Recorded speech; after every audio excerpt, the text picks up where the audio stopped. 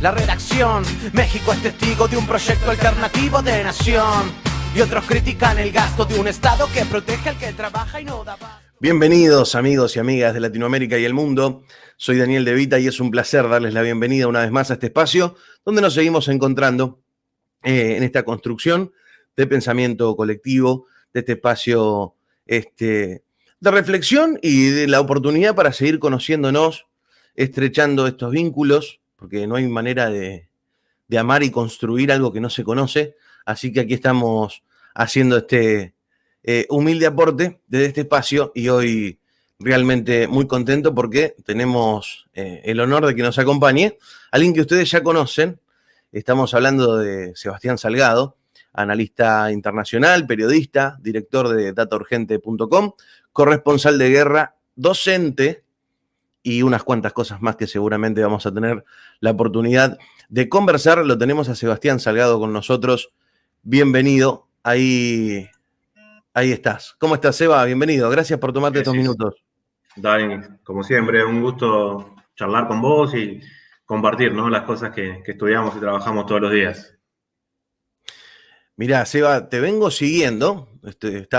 Siempre estás muy activo, pero bueno, en las últimas semanas te estuve viendo con el doctor Jalife, por ejemplo, que estuvieron conversando en Radar Geopolítico sobre esta cumbre, este encuentro tan importante entre el Ayatollah y el Papa Francisco, que seguramente en un ratito nos vas a estar contando.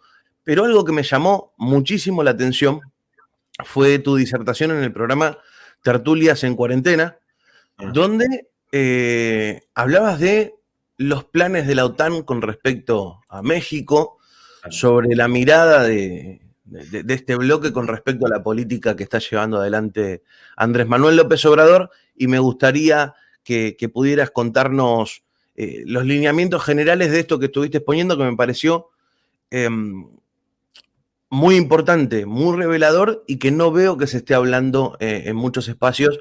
Así que me gustaría que nos puedas contar un poco de esto que estabas expresando este día con el compañero Chema, que le mandamos un abrazo grande. Sí, bueno, es un tema que venimos siguiendo desde hace algún tiempo, prácticamente desde que Joe Biden se le dio por ganado oficialmente, ¿no?, el gobierno y el acceso a la Casa Blanca en Estados Unidos, ¿no? Recordemos todo lo que hubo detrás de esa elección y lo que significó el conteo de votos. Sí, me parece un tema sumamente interesante. Sabemos que históricamente los gobiernos republicanos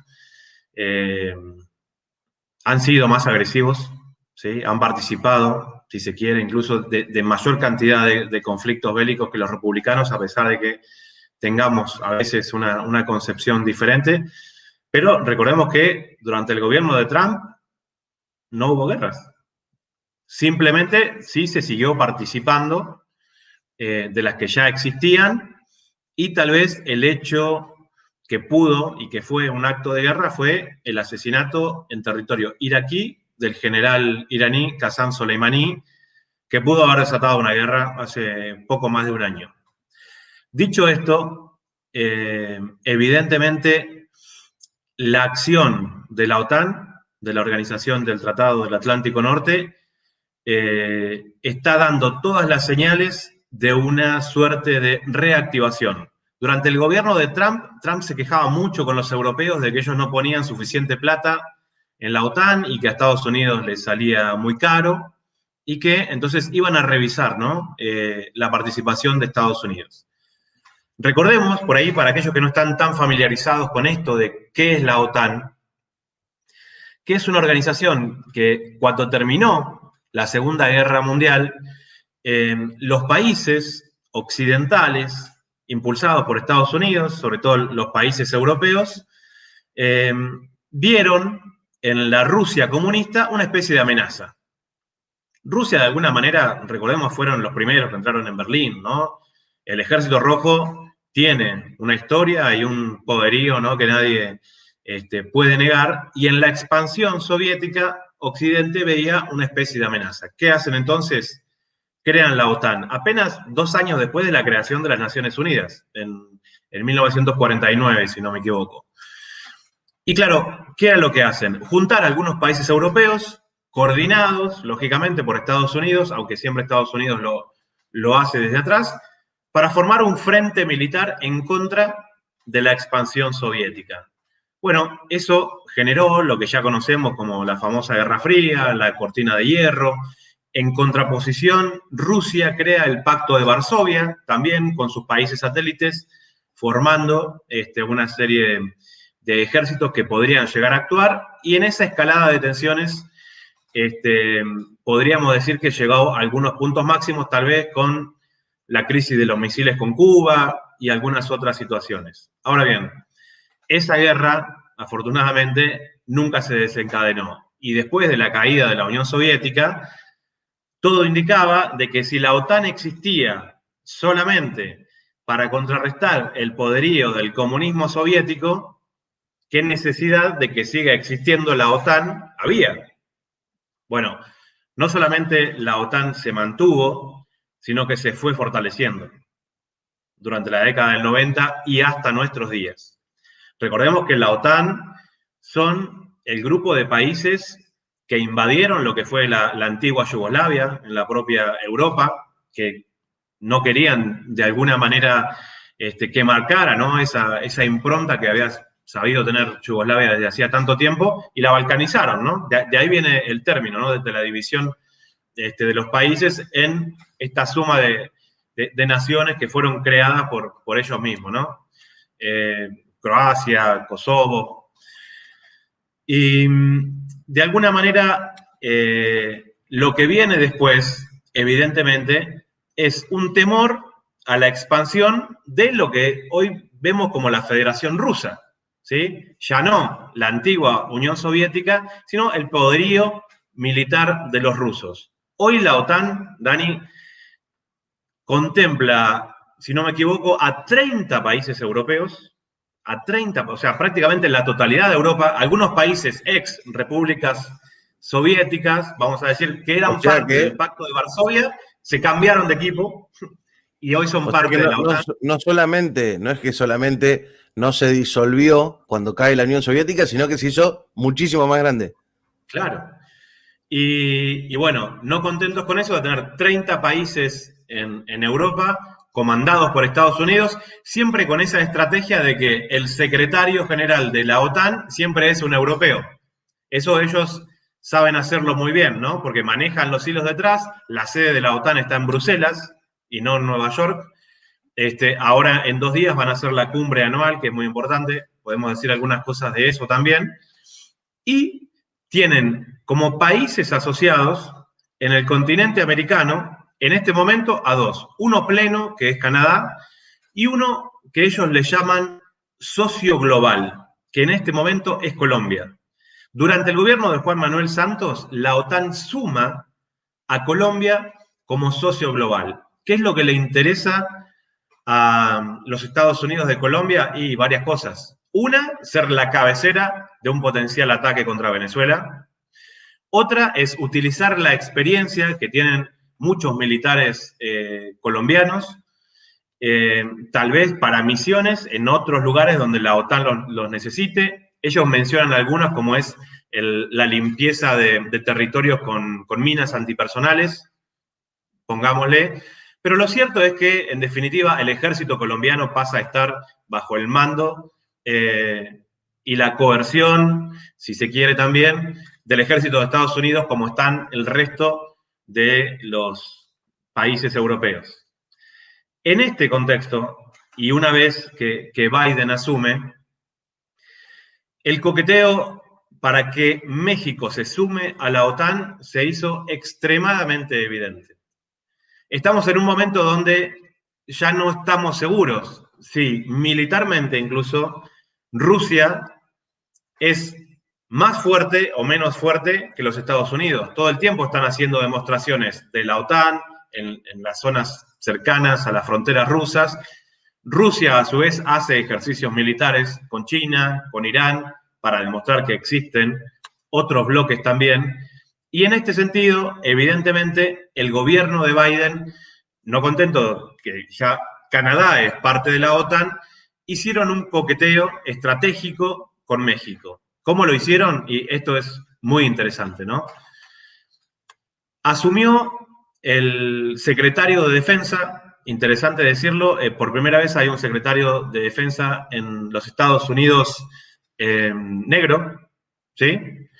Teniendo en cuenta que los afroestadounidenses son poco más del 40% de todas las fuerzas militares estadounidenses. Por primera vez hay un afroestadounidense al frente del Pentágono, Lloyd Austin. ¿Cuáles son las particularidades de Lloyd Austin? Fue un guerrero de la OTAN en Libia, en Irak, en Afganistán. Una vez que Lloyd Austin se retira, uno de los ejercicios que hacen los estadounidenses es hacer que sus empresas de venta de armas que tienen una fachada privada estén manejadas por los halcones del Pentágono. Lloyd Austin siempre fue un halcón del Pentágono y es parte de este ejercicio de empresas privadas que lo que hacen es ofrecer y hacer el ejercicio de lobby contra países ejerciendo presión para que le compren el armamento estadounidense. Si vos vendés el armamento, también vendés la logística y vendés la manera, si se quiere, de una visión militar acorde seguramente a los intereses de Estados Unidos. Lloyd Austin ellos le usan mucho la palabra contratista, era un contratista de la empresa Raytheon Technologies, una vez que dejó el ejército de Estados Unidos. ¿Qué vende Raytheon Technologies? Bueno, vende radares, vende sistemas digitales de defensa, pero también vende misiles. Y durante las últimas semanas del gobierno de Peña Nieto en México, Peña Nieto firmó la compra de una serie de misiles subsónicos. ¿Qué significa misiles subsónicos? Bueno, que tienen una fuerza, una velocidad por encima de los misiles promedios y que entonces pueden servir como una especie de escudo ante una invasión misilística. ¿Sí? Ahora pensemos, si en algún momento existiera un ataque de misiles contra América del Norte, ¿sería México el objetivo o sería Estados Unidos el objetivo? Sería difícil pensar que a alguien le interesa atacar con misiles a México. Bueno, Peña Nieto los compró a la empresa Raytheon Technologies. ¿Quién se los vendió? Lloyd Austin, el mismo que ahora es el secretario de Defensa. Entonces, muy inteligentemente, antes de que asuma, porque necesitaban 7 años desde que se retira hasta que pueda ser secretario de Defensa. Lloyd Austin tenía 4, no le alcanzaban, entonces tuvo que pasar por el Congreso y lo aprobaron igual. Ahora, Lloyd Austin era uno de esos contratistas que iba a México, hablaba con los altos mandos del gobierno, de la cúpula militar mexicana, y ellos eran quienes les compraban las armas. Entonces, antes de que fuera aprobado como ministro, como secretario de Defensa, ¿qué hace? Agarra el teléfono, llama a sus amigos de los altos mandos, los jerarcas de México, que le habían ya en los últimos años estado comprando armamento, incluyendo misiles subsónicos, y les dice, muchachos, la semana que viene voy a ser secretario de Defensa de Estados Unidos. ¿No estaría bueno sumar a México a la OTAN? Claro, esto para la cúpula del ejército mexicano, sobre todo para la Secretaría de Marina, ¿sí? Hay que diferenciar, sobre todo para la Secretaría de Marina. Porque estos misiles subsónicos fueron puestos en unas fragatas, sobre todo en la fragata Benito Juárez. Claro, les hace un llamado de manera informal y eso le genera, lógicamente, cierta presión al gobierno de Andrés Manuel López Obrador porque él está enterado de que sus generales están recibiendo esas llamadas de un cierto coqueteo por parte del secretario de Defensa de Estados Unidos. ¿Por qué no puede responder nada en esos términos? Porque muy inteligentemente lo que hace el gobierno de Biden es que esa llamada sea previo a que asuma, pero la llamada estaba hecha. Entonces, tiene por un lado un cierto tinte informal, pero la realidad es esa. Ahora, esto para México tampoco es nuevo. Ya desde el gobierno de Vicente Fox articularon lo que se conoció como el ASPA, donde los servicios de inteligencia estadounidenses tuvieron ciertas libertades, fue como una primera parte. Hubo cierta presencia de inteligencia militar estadounidense. Después Felipe Calderón dio una vuelta de tuerca creando lo que se conoció como el Plan Mérida, ¿sí? Ya algo que tiene, si se quiere, un contexto más sólido, dándole más poder a las fuerzas de seguridad estadounidenses. Durante el gobierno de Obama se crea la Oficina Binacional de Inteligencia, una cosa increíble, con la excusa siempre de pelear contra el narcotráfico, cuando entendemos y vemos claro que no hay una pelea contra el narcotráfico, sino que existe una pelea por el control del narcotráfico, para ver quién controla el narcotráfico. Por eso el interés a extraditar al Chapo Guzmán, porque quieren sacarle hasta el último peso torturándolo en la cárcel de Estados Unidos. Eso es uno de los motivos. ¿Es real que el Plan Mérida iba a tener otro nombre y tuvieron que recalcular? Sí, el Plan Mérida se iba a llamar Plan México, igual que se llama el Plan Colombia. Pero en la idiosincrasia mexicana, la simbología, que los yanquis le pongan Plan México, no iba a funcionar. Entonces le pusieron Plan Mérida, tal vez se hace una broma en México que Yucatán es una república, ¿no? Tal vez en honor a la República de Yucatán. Y bueno, hasta ahí quedaron. Lógicamente no hubo un avance en las negociaciones. Hay antecedentes que tienen que ver con estas acciones políticas que te estoy hablando antes, del Plan Mérida, de lo que fue antes el ASPA de Vicente Fox, y también lo que se conoció como un hecho muy interesante que prueba la injerencia de Estados Unidos en todos estos temas, que fue lo que se conoció como el Plan Rápido y Furioso. ¿Qué fue esto? Estados Unidos les dio armas, incluso misiles a grupos narcos mexicanos.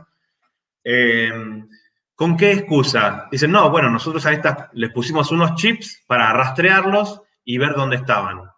Bueno, este tema puede llevar al expresidente Felipe Calderón a la cárcel, porque Felipe Calderón nunca informó al Congreso mexicano de que estaba teniendo ese tipo de acuerdos.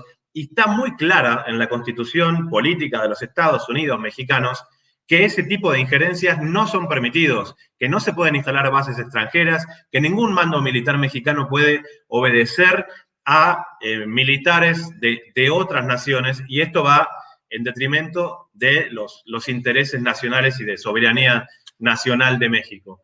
Por eso el contexto, Dani, es muy complejo, porque lo que quiere terminar de afianzar a Estados Unidos es lo que ellos conocen o consideran como la zona de influencia del NORTHCOM. Acá en Sudamérica tenemos el SOUTHCOM, el Comando Sur. En Norteamérica está el Comando Norte o NORTHCOM. Ellos consideran que su zona de seguridad no termina en el Río Bravo y en la frontera de Canadá. Es que todo Norteamérica es su zona de seguridad. Entonces, si existe, y lo tiene que existir, porque lo tienen países mucho menos poderosos, un escudo antimisiles de los Estados Unidos, ¿qué sentido tendría de que ese escudo antimisiles termine en el Río Bravo? Porque si yo suponete que existiera una tercera guerra mundial o como quieran llamarle, bueno, te apunto los misiles a Chihuahua, a Sonora, a Tijuana, a Tampico en la frontera y te voy a hacer prácticamente el mismo daño si vos esa zona mexicana no la tenés cubierta. Entonces, Estados Unidos quiere terminar de dar esa vuelta de tuerca que considera al territorio mexicano ya no como parte de su patio trasero económico, sino también como parte de su influencia regional en defensa militar. Y sumarlo a los intereses de la OTAN parece ser esa llave de acceso que intenta Joe Biden jugar en una carta muy fuerte, pero que desde mi perspectiva la política de la 4T no va a permitir.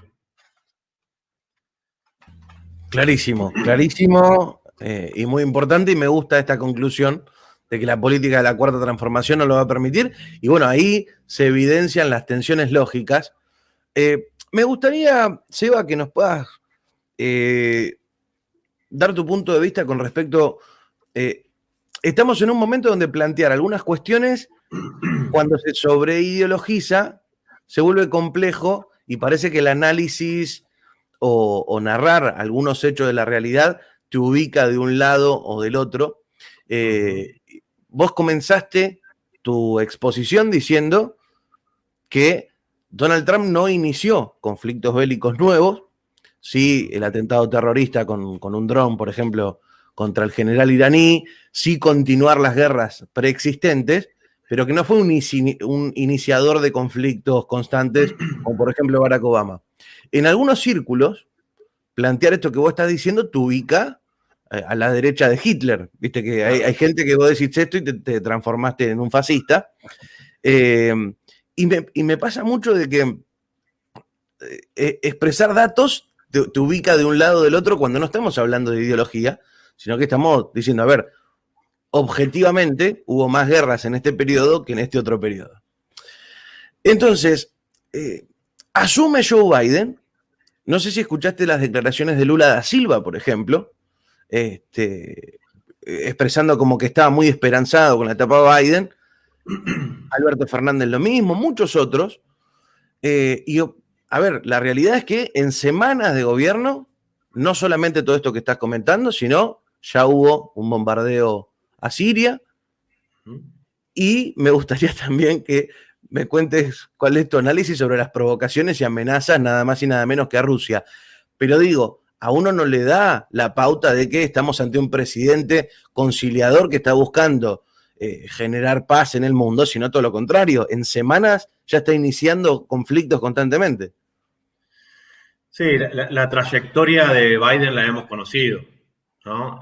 Como senador, fue el primer senador estadounidense que salió abiertamente en 1982 a decir que los Estados Unidos tenía que expresar pública y políticamente su adhesión al Reino Unido en la Guerra de Malvinas, ¿sí?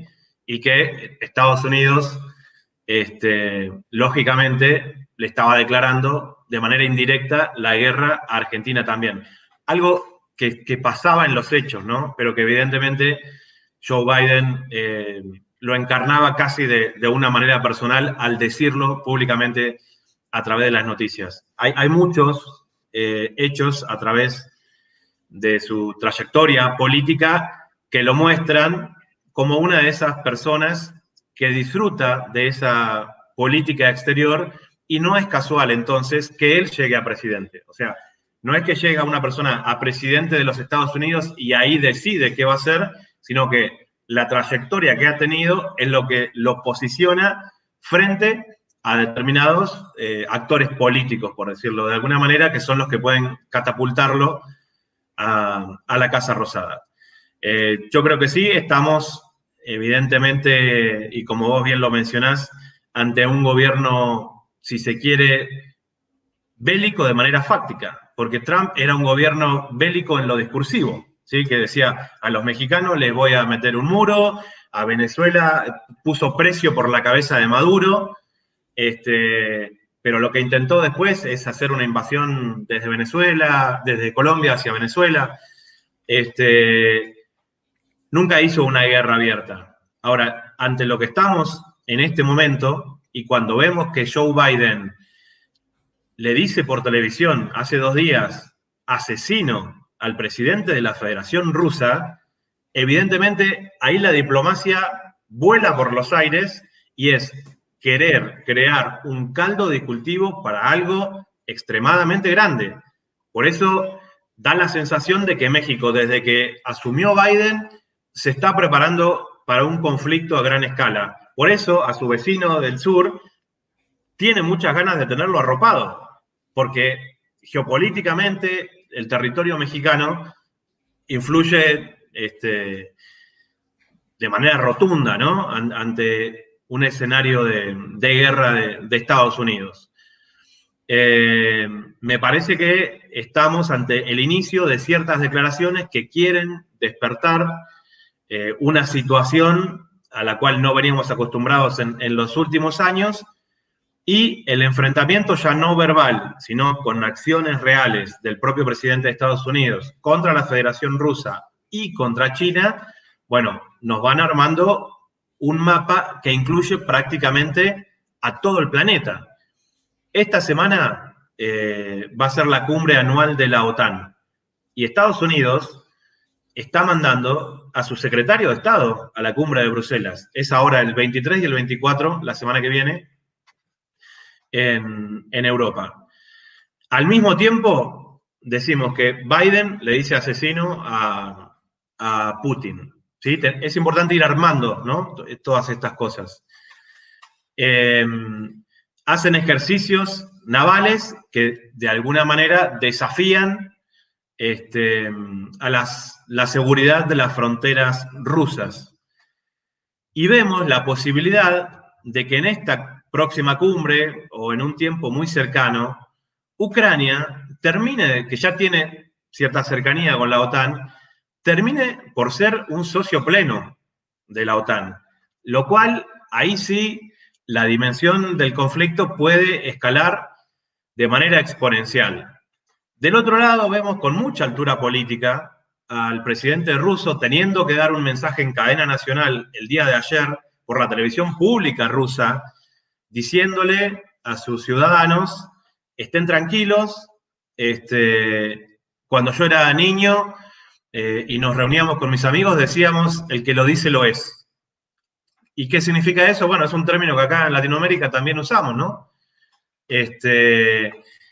Y es una manera de decir, bueno, esa es la trayectoria de Biden, por un lado. Esto hace volar por el aire cualquier capacidad diplomática. Obviamente se llamaron a los embajadores para que den explicaciones de a ver qué es lo que quiso decir el presidente, pero esto genera un nivel de tensión que no vivíamos desde hace muchísimo tiempo. ¿Por qué? Porque todas las guerras que inventó Estados Unidos después de la demolición de las Torres Gemelas, después de la demolición por una implosión interna en las bases de las Torres Gemelas que ellos utilizaron para llevar la guerra a Oriente Medio, sería la primera vez que Estados Unidos, después de la creación de la OTAN, vuelve a intentar hacerle frente a un enemigo de su tamaño. Porque, o sea, Estados Unidos perdió hasta en Vietnam, con un país muy pequeño, muy débil, ¿sí?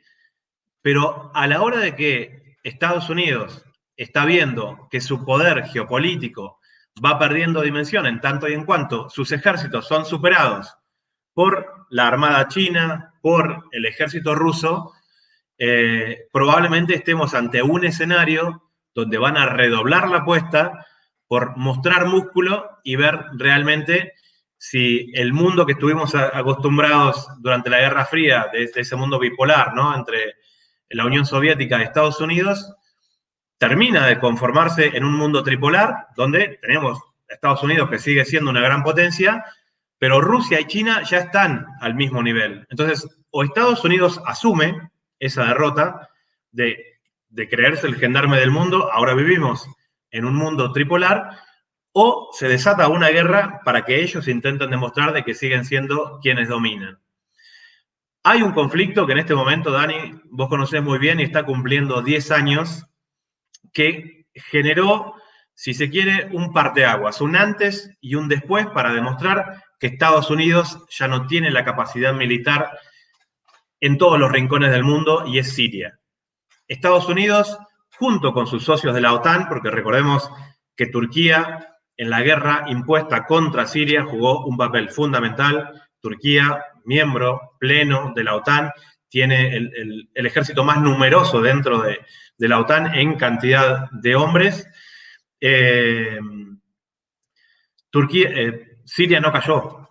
Llevan 10 años de invasiones. Primero, creando el Ejército Libre Sirio. Después, creando el ISIS y el Daesh, que ellos mismos financian a través de grupos terroristas takfiríes para desestabilizar el país. Llegaron a tener el 70% del control de Siria. Hoy el gobierno y el ejército sirio recuperó hasta un 90% aproximadamente de su territorio. ¿Y por qué pasó eso? Bueno, porque entró Rusia. Rusia tardó 5 años en entrar a la guerra de Siria, pero cuando entró, si Estados Unidos tenía un discurso de decir nosotros peleamos contra el ISIS y contra el Daesh, más allá de que eran creación de ellos, igual que Al-Qaeda fue una creación de Estados Unidos para pertrechar a los talibanes contra la Unión Soviética, muchos años antes, Rusia dice, bueno, pero ustedes quieren eliminar al Daesh del territorio de Oriente Medio, déjame que en Siria lo hago yo. Y los arrasaron.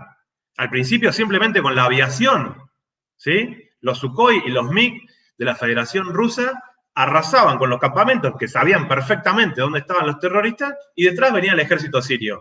Así fueron recuperando todo el país. Así se evidenció de que el ISIS, Estado Islámico, Daesh o como quieras decirle, era una creación y un financiamiento no solamente de Estados Unidos, sino de ese tridente que es Tel Aviv, Washington y Londres, ¿sí? Esos tres siempre van a trabajar juntos, son parte de una misma cosa. Entonces, Siria fue el talón de Aquiles de Estados Unidos y sigue sangrando por esa herida en este momento, porque todas sus estrategias les hicieron que al entrar Rusia, al entrar también el apoyo de la República Islámica de Irán en territorio sirio, fue suficiente para que Estados Unidos no pueda avanzar. En un momento Donald Trump dijo, nos retiramos de Siria, sin consultar al Pentágono. Y el Pentágono le dice, no, pará, macho, si nosotros venimos invirtiendo ahí, metiendo terroristas, metiendo cañones, metiendo cosas, y logística hace 8 años, ¿de dónde te vas a retirar vos? Nosotros tenemos que cobrar con el petróleo. Y entonces, esto sí es increíble. El petróleo que controlaban, los pozos petroleros en Siria que controlaban los terroristas del ISIS, son los que ahora está controlando Estados Unidos, porque son la misma cosa. Entonces, increíblemente se ve ahí como si se quiere incluso una política de piratería, de poco vuelo, tener unos comandos y unas bases militares para robarse el petróleo en camiones, que podemos ver cualquier persona que quiera verlo a través de imágenes satelitales, de cómo lo sacan y cómo lo venden. El maestro Jalife, que lo considero mi maestro en geopolítica, en un momento le decía el petróleo yihad, y está perfecto. Es el petróleo de los yihadistas que tenía una cotización propia. Por eso cuando vemos a veces que el petróleo baja a 0 precio, bueno, ellos tienen maneras de traer petróleo de Oriente Medio muy barato. Entonces, estamos frente a un escenario nuevo donde la OTAN empieza a reagruparse, empieza a rearmarse, y contraproducentemente a todo eso, en el imaginario de muchísima gente, la OTAN no existe más. Creen que es una cosa de la época de la Guerra Fría, y sin embargo hay una reactivación importante, y lamentablemente los europeos, a pesar de su historia milenaria y demás, se dejan llevar de las narices, como dicen los españoles, por un país que tiene 200 años de historia como Estados Unidos. Eso es lo que estamos viviendo. Brillante, Seba. Hay mucha gente del otro lado. Dejen sus preguntas para Seba, que en un ratito vamos a tratar de que responda algunas. Mira, a mí me pasa mucho con este tema de lo que estamos comentando sobre la figura de Biden, sobre la figura de lo que fue Donald Trump, que según en qué país estés, haces una evaluación u otra, ¿no? Porque, por ejemplo, en Brasil yo comprendo que los que vienen luchando y militando en contra de Bolsonaro estén muy contentos de que Bolsonaro se haya quedado sin su principal sostenedor. Entonces digo, por ejemplo, que Lula tenga chance de ser presidente probablemente responde en gran parte a que haya perdido Donald Trump. Los cubanos que vivieron uno de los recrudecimientos más fuertes del bloqueo económico, ni hablar Venezuela, pero por otro lado, en México está muy claro y está muy evidente cómo la relación con los Estados Unidos se ha puesto mucho más tensa y mucho más hostil con la administración de Biden. Argentina me queda la duda, me queda el interrogante. Algunos plantean de que hay que llevarse bien. Yo no recuerdo antecedente de buena relación con los Estados Unidos de Argentina y que eso se traduzca en beneficios, más bien todo lo contrario. Cuanto más cerca y cuanto mejor nos llevamos con la administración en Washington, peor le iba a los argentinos. Pero me gustaría una reflexión en este sentido, porque, a ver, vos no sos un periodista de esos, qué sé yo, de los que se alejan de todo. Vos sos un tipo con compromiso, Vos sos un tipo que entiendo que tenés un compromiso con Venezuela, con Cuba, a nivel político de sus procesos. Aclaramos, ¿no? Para eliminar estos prejuicios que tienen algunos. ¿Cómo se hace esta lectura? Porque yo digo, a ver, ¿no nos habrán convencido de que cuando ganó Donald Trump y el botón rojo y va a apretar el botón rojo y no será que no era Trump justamente el del botón rojo? Este muchacho acaba de asumir y le dijo asesino y le dijo a Putin no solo que le dijo asesino, le dijo en breve van a ver cuáles son las represalias, una cosa así, lo amenazó.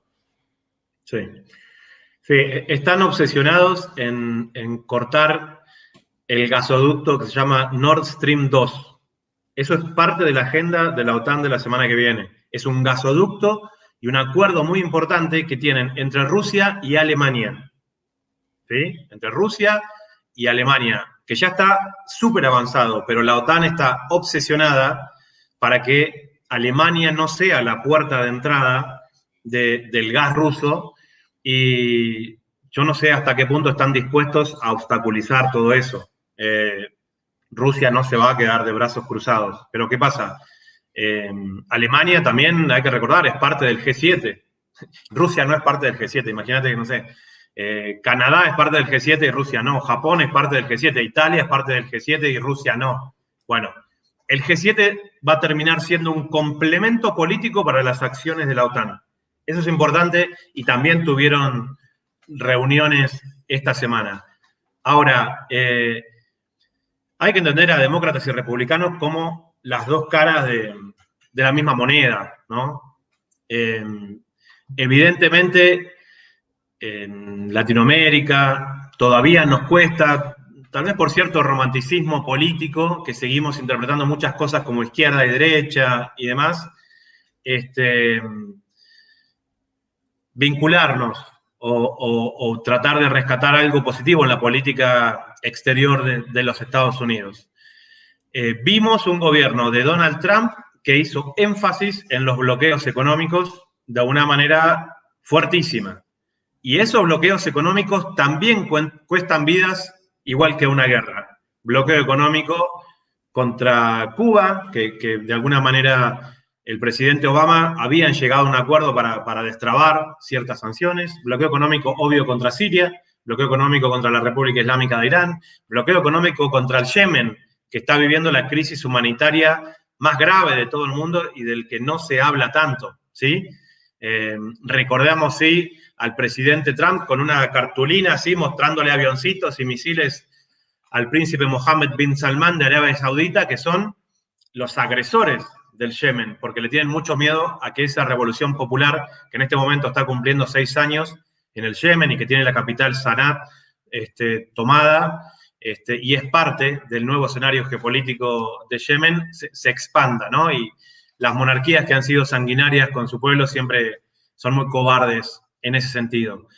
Entonces, lo que estamos viendo es una política diferente. Recordemos que Trump venía de ese mundo discursivo, de los medios de televisión, donde aparecía hasta incluso en las sesiones de peleas, esas que no me acuerdo cómo se llaman, las peleas ficticias, esas que son para chicos, de la W no sé qué, y era parte de todo ese show. Entonces, en el caso de Trump hay una especie de disociación entre lo que mostraba y lo que hacía, tal vez. Él quería mostrarse como un hombre fuerte, pero evidentemente le faltaban el respaldo de algunas corporaciones que terminaban siendo las más importantes de todos. Entonces, Silicon Valley le terminó dando la espalda a Donald Trump en apoyo de los demócratas, pero eso no es algo nuevo tampoco.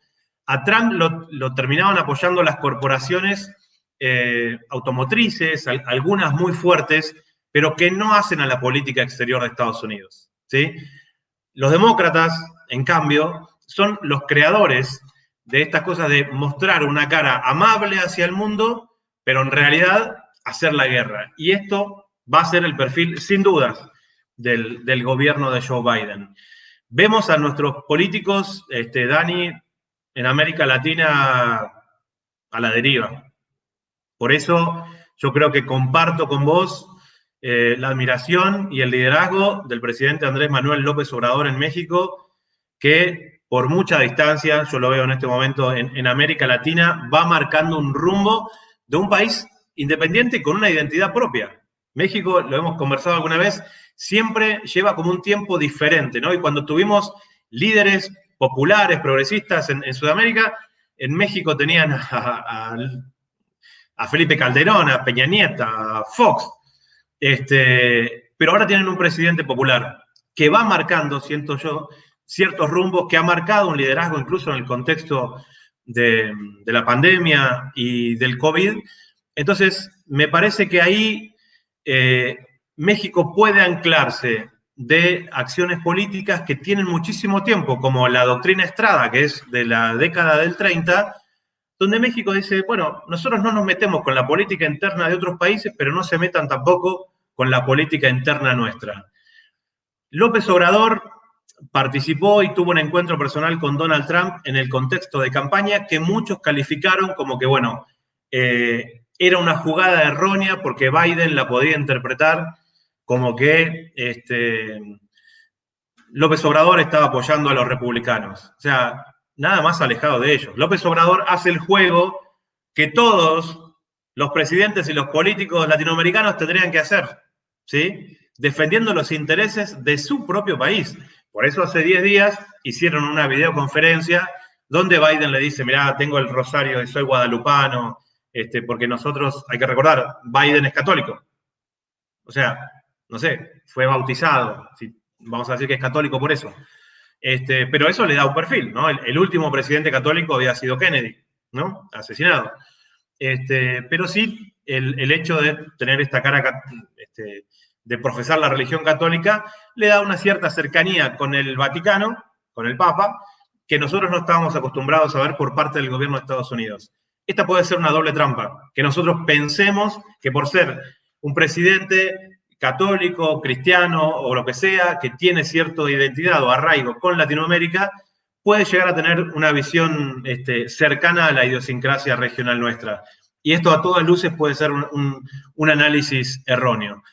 Creo que lo que nos queda en nuestra región es un reagrupamiento como se intentó en otros momentos con la CELAC, un reagrupamiento como se intentó en su momento con la UNASUR, porque de eso no quedó prácticamente nada, o sea, de la UNASUR no quedó ni la estatua de Néstor en Quito, y de la CELAC, hay que ser sinceros, desde que murió Chávez, fue desarticulada y hoy ha perdido cierto peso político.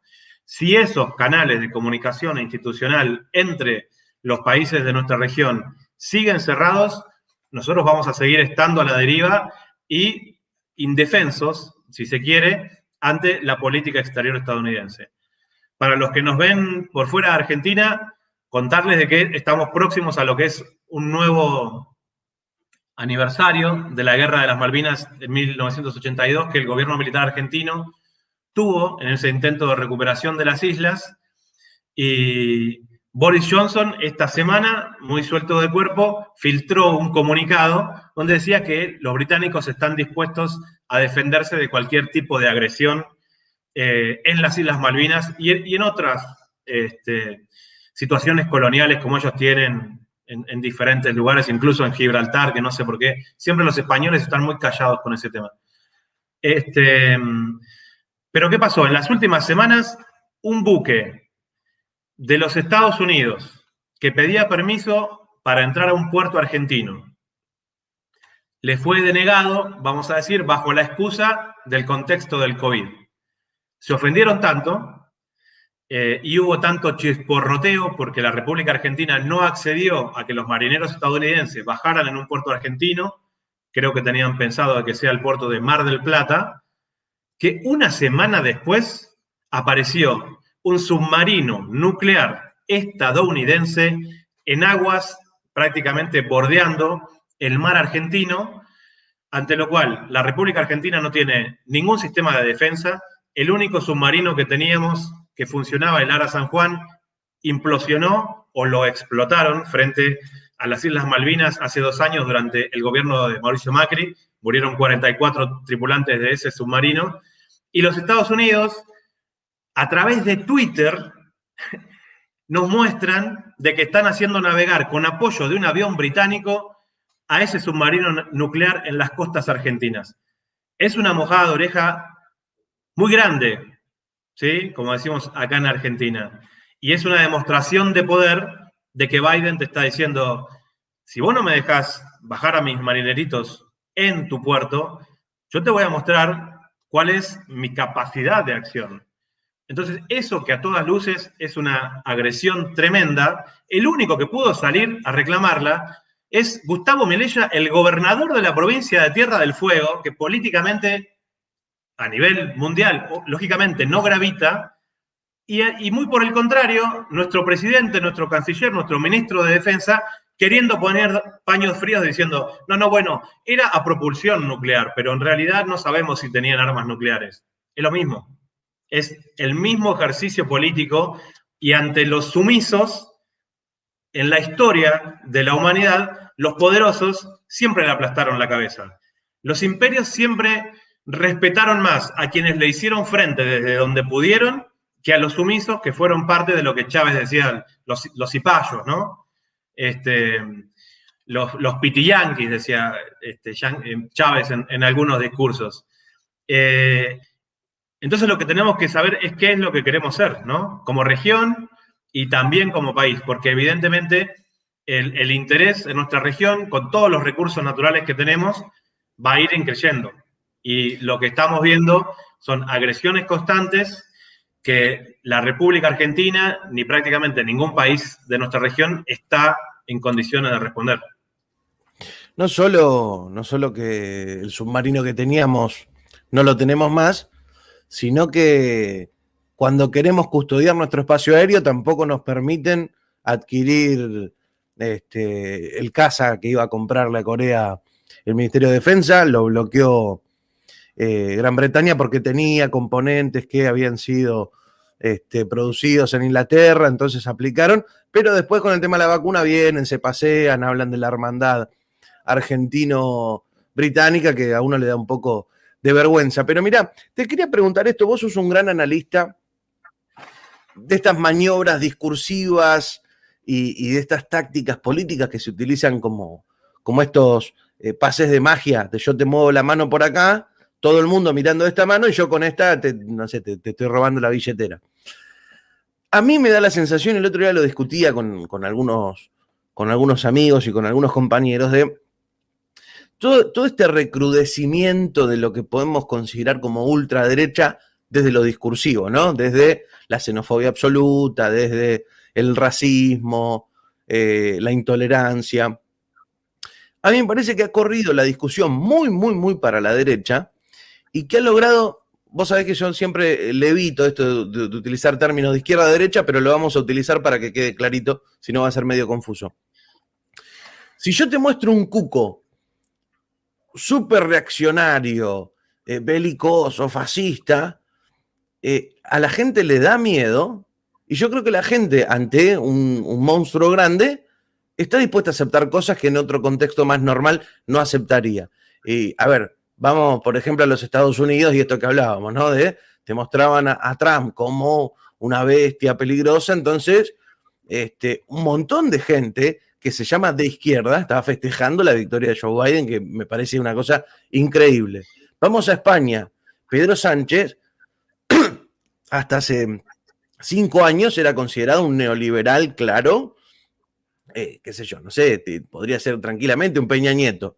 Ahora, ante esta aparición de Vox y a la construcción histórica del PP, vieron estos de Vox que hablan, no sé, de que está bueno matar toros y todo eso, un montón de gente lo ve con buenos ojos a Pedro Sánchez a raíz de la aparición de estos muchachos.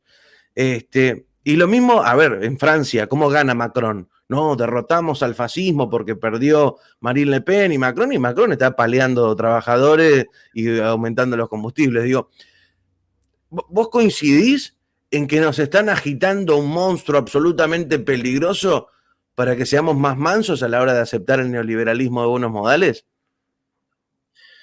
Sí, coincido mucho y aparte, para hacer una lectura que puede, digamos, pecar de simplista, pero creo que es una manera de ir abordándolo también. Yo ayer escribía en algunas redes sociales, después también de una charla con un colega, de que en definitiva el liberalismo de derecha y el globalismo de izquierda terminan siendo las dos manos del mismo pirata. Porque ante una solución como la que está proponiendo México con la Cuarta Transformación, que en definitiva es una solución nacional que tiene en cuenta todo tu pasado, por eso es la 4T, porque tienen en cuenta la independencia de España, porque tienen en cuenta la reforma de Benito Juárez, porque tienen en cuenta la Revolución Mexicana, y después de esos tres procesos viene la 4T, que es una democracia verdadera, ya no participativa, sino representativa, perdón, no representativa, sino participativa por parte de las clases populares, y que de alguna manera marca un cierto nacionalismo, vamos a decir, ¿sí? Una solución mexicana ante el contexto global. Yo creo que todos necesitamos un poco de eso. Si nosotros no tenemos un poco de amor por nuestra propia historia, por nuestro propio país, que es lo que todo el tiempo nos quiere tirar abajo el globalismo, vamos a decir, y que se enfrascan solamente en causas globales, justamente, me parece que no tenemos solución. Nuestra defensa por nuestro territorio, por nuestra cultura, por nuestros intereses, ¿por qué no decirlo? No tenemos que tener miedo de usar esa palabra, nuestros intereses como latinoamericanos tienen que ser el motor de nuestras estrategias políticas. Entonces, los liberales muestran por un lado de decir, nosotros necesitamos el libre mercado, ¿sí? Porque si vos no tenés libre mercado, después terminás estancado, así como murió el comunismo soviético. Bueno, está bien, libre mercado, pero teniendo en cuenta los intereses de mis trabajadores en Latinoamérica. Porque un campesino argentino nunca va a poder competir contra un campesino europeo que está subsidiado por ese Estado. Entonces, organicémonos. No puede ser que las mercancías viajen libremente dentro del liberalismo, pero las personas no. Entonces, te freno los migrantes en el Río Bravo, pero déjame pasar toda la mierda que yo te quiero vender. Bueno, eso es el liberalismo, básicamente. Y del otro lado, el globalismo, que propone una cosa que en muchos aspectos se parece, pero que muestra una faceta nueva de causas a través de las cuales quien defiende los intereses nacionales es un tipo anacrónico que se quedó en los 70. Entonces, las mismas marchas que existen en Buenos Aires existen en París y son en cualquier lugar del mundo la principal agenda política, ¿sí? Entonces, sin abrir un juicio de valor sobre esto que te voy a decir, el hecho de que en el contexto de pandemia, ¿sí?, en la República Argentina, del aislamiento social obligatorio que costó muchísimas vidas por toda la gente que no pudo salir a trabajar, no solamente por los que murieron con la infección del virus, por toda la gente que no pudo salir a trabajar y se muere en un contexto como ese, por toda la gente que afectó a su salud y a su psicología y también mueren y no lo cuentan. En un contexto como ese, a mí me asombra mucho que se haya impulsado la legalización del aborto, ¿sí? ¿Por qué? Porque eso responde a una agenda que va por afuera incluso de la República Argentina. Y vos me decís a mí, ¿pero qué? ¿Estás en contra de la legalización del aborto? No. Creo que indirectamente también la milité, porque yo quiero que una mujer, sea pobre, sea rica, pueda tomar las mismas decisiones. Estoy a favor. Ahora, en un contexto como el que estamos viviendo, que esa agenda sea el tope, ¿sí?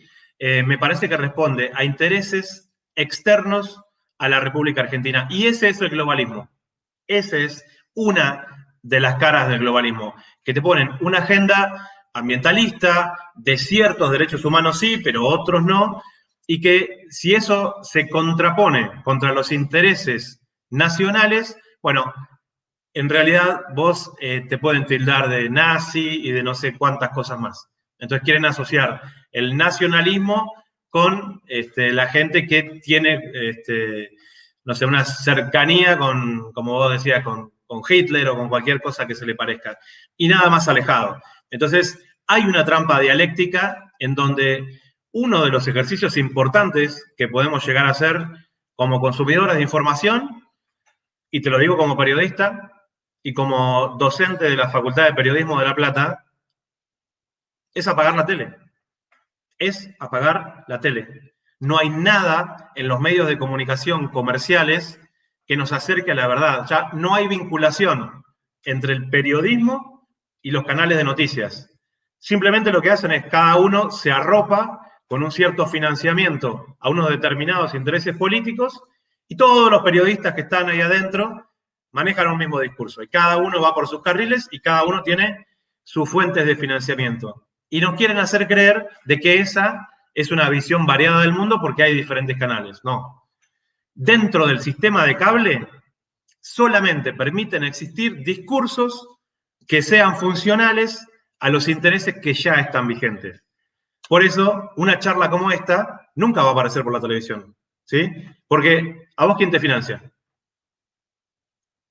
Mirá, algunos del otro lado dicen que me financia Soros, otros dicen que respondo al foro de San Pablo financiado por Satanás. Bueno. Y bueno, y de todo lo que se te ocurra. Esta tela verde me la mandó la Open Society. Bueno, es eso. O sea, lo único que somos es libre pensadores, que tratamos de compartir nuestro punto de vista con la gente que quiera y que pueda escucharlo, porque también la censura que tenemos en las redes sociales, o sea, es una de las grandes censuras de este tiempo, es impresionante, ¿sí? Ahora, dentro de nuestras posibilidades, lo que nosotros hacemos es comunicación popular, entendiendo a la información como un derecho humano y no como una mercancía. Entonces, los que tenemos esta visión de la comunicación, podemos estar equivocados, podemos tener puntos de vista que en un momento pensemos una cosa y después de ciertos años de reflexión, digamos, no, pero ¿sabes qué? Esto cambió. Y yo me siento libre de tener, digamos, ese tipo de pensamientos, por decirlo así. Ahora, lo que pueden estar seguros es que nadie nos manda a decir esto, que nadie está financiando este tipo de discursos como sí están financiados todos y cada uno de los medios corporativos que pertenecen a un sistema de cable como el que pagamos, ¿sí? Entonces, hay algunos medios que son interesantísimos, pero justamente lo que hacen es bloquearlos para que ese discurso no contraste de manera tan tajante con los medios corporativos nacionales e internacionales.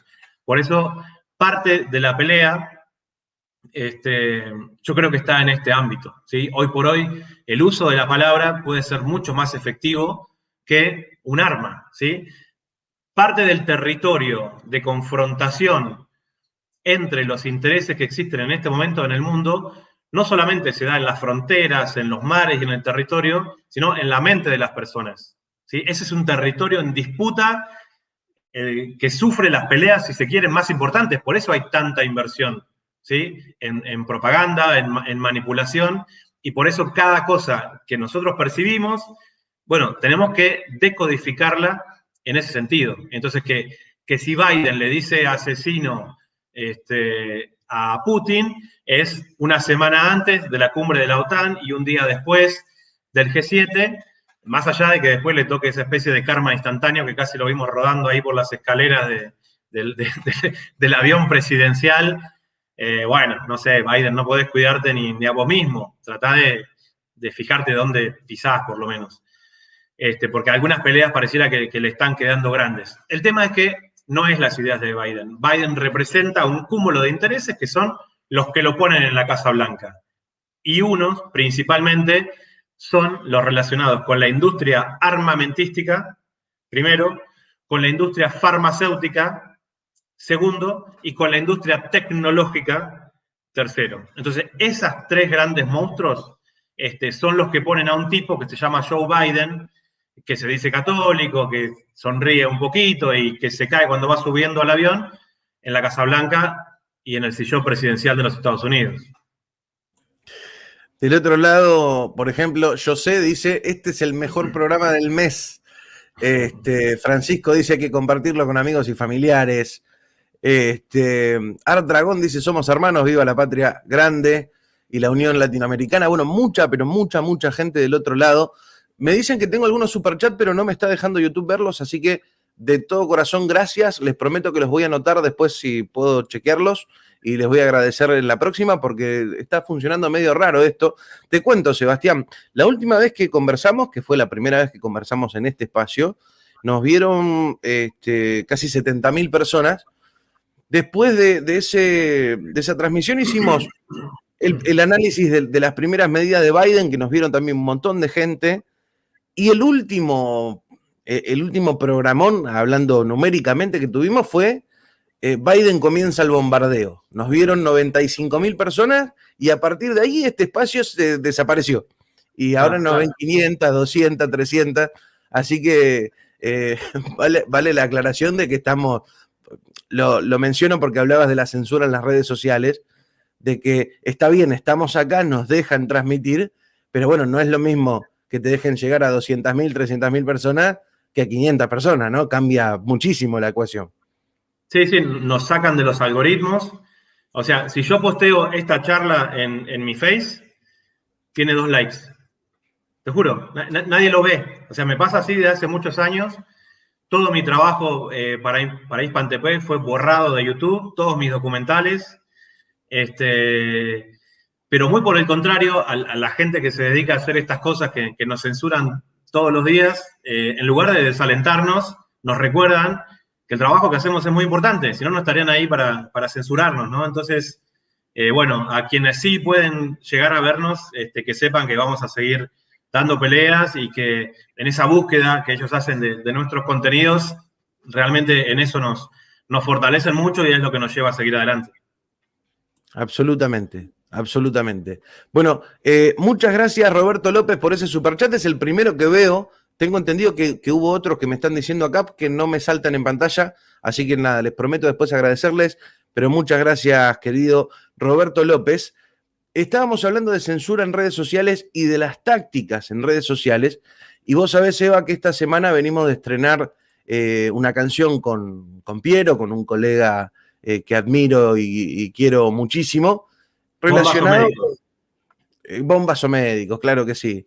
Relacionado claramente con la medicina cubana, que acá se los voy a dejar en el chat para que sigan poniéndole me gusta, para que sigan comentándolo, que es muy importante, es una forma de desbloquear esto. Igualmente, ya 120.000 reproducciones tiene Bombas o médicos en su primera semana, estamos inmensamente felices, pero te voy a contar algo. Seguramente estás al tanto, pero le contamos también a los amigos del otro lado. Hay una campaña muy, muy, muy fuerte que tiene que ver con el rap, que tiene que ver también con el reggaetón y con otros estilos, desde Miami. Lo que no pudieron hacer a los tiros, los yanquis lo quieren hacer con el rap y con el reggaetón, me parece una locura, pero es lo que está ocurriendo. Campañas orquestadas, muy bien orquestadas, al punto tal, vamos a contarlo, el ex Orillas, Yotuel, Orillas es una banda cubana muy conocida, con otros reggaetoneros y raperos, hicieron una canción que se llama Patria y Vida,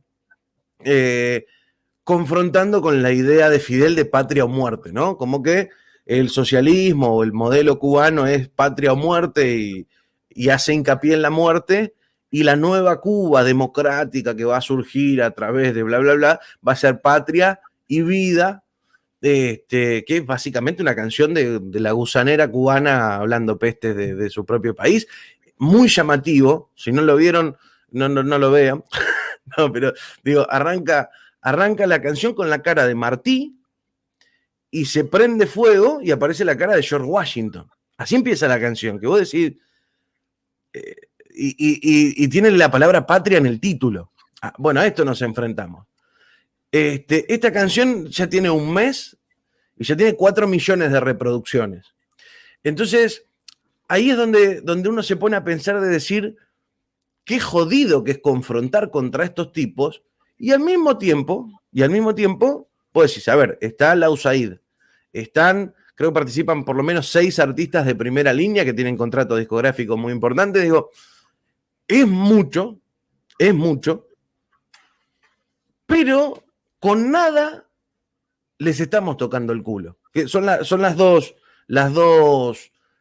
cuestiones que me surgen. Para que te des una idea, ¿cómo logran meterle 4 millones de reproducciones a esto? Bueno, acá en Argentina se presentó en canales, en radios, Pergolini hizo un informe especial sobre esta canción. Pergolini, un periodista conocido de acá en Vorterix, y vos lo ves y te vas, no sé, en Guatemala, 6 radios y 3 canales de televisión, en Perú, en Argentina, y claro, si tenés a medio planeta hablando de esta porquería que lanzaron. Quería una reflexión tuya de cómo estás viendo, al margen de esto puntual, de esta ofensiva norteamericana en contra de Cuba a través de la música y de las canciones. Sí, sí, la veo fuerte. Leí varios informes sobre esta situación, sobre el financiamiento. Incluso intentaron hacer un financiamiento dentro de la propia isla, ¿sí? Porque había como, suponete, dentro del Ministerio de Cultura de Cuba, como un subgénero de hip hop, de rap. Vos sos un especialista en eso y lo sabés muy bien. O sea, es una música que trae consigo misma la protesta, ¿no? La protesta social, y es como el ADN. Bueno, en Cuba descubrieron un intento de financiamiento a artistas cubanos para que las letras de su música hablen en contra de su país. Pero el financiamiento fue probado, o sea, con nombre y apellido realmente. Vemos también ahí el caso del hijo el trovador cubano. ¿Silvio? De Silvio, el hijo de Silvio, también canta desde Miami, de Silvio Rodríguez, canta desde Miami en contra del gobierno. Bueno, uno puede pensar muchas cosas. Por un lado también de que todos estos chicos que están ahora nacieron dentro de la revolución, y a ellos tal vez les parezca en su imaginario que no vivieron y no padecieron el gobierno de Batista, de que el gobierno en el que viven, no sé, tal vez los priva de alguna libertad. Yo invitaría a esos cubanos, y trato de decirlo con el mayor respeto, a que vengan a una villa miseria argentina, a que vengan a vivir en la casa donde una chiquita que fue secuestrada por otra persona indigente, prácticamente, fue robada desde una casa de toldos, ¿sí? No hay ni un ladrillo, no hay ni un techo, y ahí vive una familia de una mamá con 8 hijos. Ese es el nivel de la indigencia y la pobreza del resto de América Latina, que los cubanos no saben ni que existe. Yo, Dani, hice un documental que se llama Cubanos en la Frontera, hace 4 años. Me resultó una experiencia súper interesante. ¿Qué pasaba? Cuando se abren los vuelos de Cuba, el gobierno de Ecuador, que vos conocés muy bien, les dio visa libre a cualquier cubano que quiera ir a Ecuador, de vacaciones o para lo que quieran. No necesitas visa si sos cubano para ir a Ecuador. Bueno, muchos cubanos se empezaron a montar en aviones a Ecuador, ¿y qué hacían? Empezaron un peregrinaje a pie desde Ecuador a Estados Unidos. Porque vos sabés que existe esa cláusula que se llama pie seco, pie mojado, de que si entras a Estados Unidos con un documento cubano, si caes al agua, no podés. ¿Sí? No te toman. Ahora, si entraste seco, te toman como refugiado político. Entonces, si entras por la frontera de México, es increíble. Si tu bote alcanza la playa y llegaste seco, entras. Si llegás nadando, no. Qué increíble, entonces, por Dios.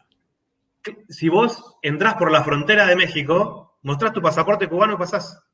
Bueno, se empezó a formar un grupo de gente que, engañados por la mayamera y gusanera Televisión Martí, que tienen siempre este recurso, ¿no? de usar los nombres de nuestros próceres en contra nuestra. Alguna vez lo vi a Guaidó hablando de Bolívar, ¿viste?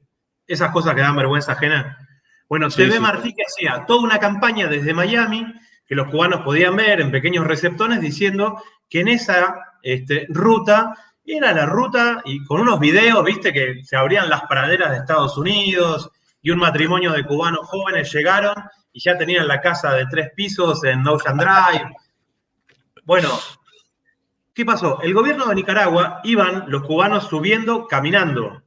En Colombia, porque los cubanos no están acostumbrados a que un uniformado te viole, te mate, te robe, claro, como pasa en Latinoamérica. En Ecuador no pasó nada. Cuando pasaron de Ecuador a Colombia, caminando como migrantes, sufrieron todo tipo de vejaciones, pero las más tremendas que te puedas imaginar. tuvieron que pasar caminando por lugares inhumanos. En algunos casos, yo fui a la frontera de Costa Rica y Nicaragua. Me contaron de primera persona, o sea, los pasaban en algunos casos las lanchas de los narcos, ¿sí? En algunos lugares que hay como manglares. Y una señora, en ese movimiento que tienen las lanchas rápidas del oleaje, a una señora se le escapó el bebé de los brazos y cayó al agua. Y los lancheros no pararon, porque a ellos no les interesa absolutamente nada. Robados, mujeres violadas. Bueno, de ahí pasaron a Panamá, de ahí a Costa Rica, y el gobierno de Nicaragua dijo, señores, por acá no pasan, porque nosotros no vamos a ser cómplices, el gobierno de Daniel Ortega, de esta situación que están viviendo ustedes de engaño. Entonces, el gobierno de Nicaragua los frena, ¿sí? Y en un pueblito entre la frontera entre Costa Rica y Nicaragua, de 1.500 habitantes, había 10.000 cubanos queriendo pasar. Se genera una suerte de crisis humanitaria. Bueno, ahí fuimos, ¿sí? Con uno de estos tantos documentales que me borraron de YouTube. Tal vez lo podés encontrar, se llama Cubanos en la Frontera. Voy a ver si te lo comparto y lo vemos un poco. Yo llego ahí con mi equipo y claro, como nos ven de que vamos a cubrir una situación donde hay cubanos que intentaron irse de su país, ellos imaginaron que nosotros también éramos parte de esas televisoras que estaban en contra del gobierno de Cuba, y nosotros lo que íbamos a registrar era una situación de crisis humanitaria. Bueno, nos encontramos con una productora que son los que le venden las imágenes a las agencias de todo el mundo, sobre todo a Reuters y AP, Associated Press. Y como creyeron que éramos del club de Toby de ellos, nos empezaron a contar toda la organización, de cómo hacían esos videos, de cómo engañaban a los cubanos. Y nosotros nos quedamos callados y tardaron 2 días en darse cuenta que no éramos del palo. Bueno, llenaron una mesa de comida, ¿sí? Con fruta, con carne, con todo, y sentaron ahí a 10 personas, migrantes reales. Los pusieron a comer y los entrevistaban. Y dicen, bueno, ¿y cómo va el paso hacia Estados Unidos? Y acá ves, tenemos plátano, comemos chuleta, la estamos pasando fenómeno, este es el mejor viaje de mi vida. Y a 1 metro había 10.000 personas cruzadas de brazos mirándolos cómo filmaban esa puesta en escena para engañar a los migrantes cubanos. Yo entrevisté a varias personas que venían sufriendo todo lo que te dije, sobre todo lo de Colombia fue lo peor. Y le digo, ahora que conoces la verdad de cómo es Latinoamérica, ¿volverías a salir de Cuba? Nunca. Me dicen, todos. Entrevisté a más de 20. Todos me dijeron, nunca hubiera salido de Cuba. Lo que pasa es que nos tienen engañados y nos dicen que todo fuera de Cuba es mejor. Y nosotros realmente llegamos a esta situación porque lo hizo un amigo, lo hizo un vecino, vendimos nuestras cosas y ahora ya no tenemos a dónde regresar porque vendimos todo lo que teníamos en Cuba. Entonces, hay realmente una acción de las corporaciones por mostrar las cosas con una realidad distorsionada que nos lleva a tener imaginarios diferentes de la realidad. Y el ejemplo más claro era que en ese momento los cubanos estaban en Costa Rica, un país dentro de lo que es, podemos decir, Centroamérica, de los que tiene el PBI más alto. A nadie le interesaba quedarse en Costa Rica, ¿eh? A ningún cubano le interesaba quedarse en Costa Rica. Ningún cubano estaba buscando trabajo en Costa Rica, ¿sí? Lo único que querían era llegar a Estados Unidos. Entonces, bueno, es importante, ¿no?, que a través de la comunicación popular que puede tener no solamente una versión periodística, sino también a través del arte, como lo haces vos, que intentemos seguir dando pelea. Y yo creo que estos ejercicios que hacemos se pueden reforzar, se pueden mejorar, pero comparto con vos que les duelen muchísimo, sobre todo cuando sus acciones vienen de tanques de pensamiento y de financiaciones de los gobiernos, y lo que hacemos nosotros, como siempre, es a puro pulmón, ¿no? Seba, me gustaría, impresionante lo que me contaste de la puesta en escena, y esto de, claro, al pensarte un cómplice, porque no hay otra manera de decirlo, te empezaron a... Déjame contarte una más, eso. Sí, sí. El día que llegamos, nos dijeron a mi compañero, que era un camarógrafo de Costa Rica, y a mí, y me dicen, el presidente de Guatemala se va a sumar a condenar la acción de Nicaragua. Dicen, nosotros tenemos un avión, vénganse en el avión nuestro mañana de Costa Rica, vamos a la mañana en nuestro avión a Guatemala y volvemos a la tarde. ¿Vos te das cuenta del nivel de financiamiento que tiene esa gente, que tienen un avión privado a disposición para ir a la rueda de prensa del presidente de Guatemala para que hable mal del gobierno de Nicaragua? Bueno, cuando ves las entrañas de todo eso, realmente te das cuenta de que vale la pena dar esta pelea, ¿no? Absolutamente, absolutamente. Mira, te quiero leer algunos mensajitos. Muchas gracias, Rubén793, por ese superchat que dice: excelente plática, queremos ver más seguido a Sebastián. Armando también, muchísimas gracias por ese superchat que dice: saludos Daniel, un gusto escuchar a Sebastián, este tipo de programas son los que hacen la diferencia, sigan adelante, los necesitamos, saludos desde California. Emma Mendoza, acá, escuchá lo que me dice Emma Mendoza: De Vita, la canción de Patria y Vida es un himno a la patria, porque ustedes lo ven mal, si a los mismos artistas los han amenazado de muerte, es una canción de libertad, ¿quién la distorsionó? Ni idea, dice. ¿Amenazan de muerte a los raperos en Cuba, Seba? No, bueno, se crean mitos, ¿no? Yo tengo un hijo de 17 años, ¿sí? Y hablábamos, él ve mi trabajo, yo lo respeto, y un día hablamos del Che Guevara. Y un día me dice, no, pará, si el Che Guevara fusilaba homosexuales. Digo, ¿Qué?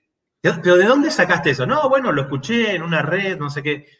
Se van creando corrientes con cuestiones falsas que después es muy difícil, ¿no? Es parte de esto que ahora se le da el nombre de fake news, ¿sí? Noticias falsas, pero que en realidad son mentiras. Y como dice Estelita Caloni, la mentira existió desde que el hombre es hombre, nada más que ahora se pueden esparcir más fácil por redes sociales. Pero yo creo que la dignidad del pueblo cubano no tiene discusión.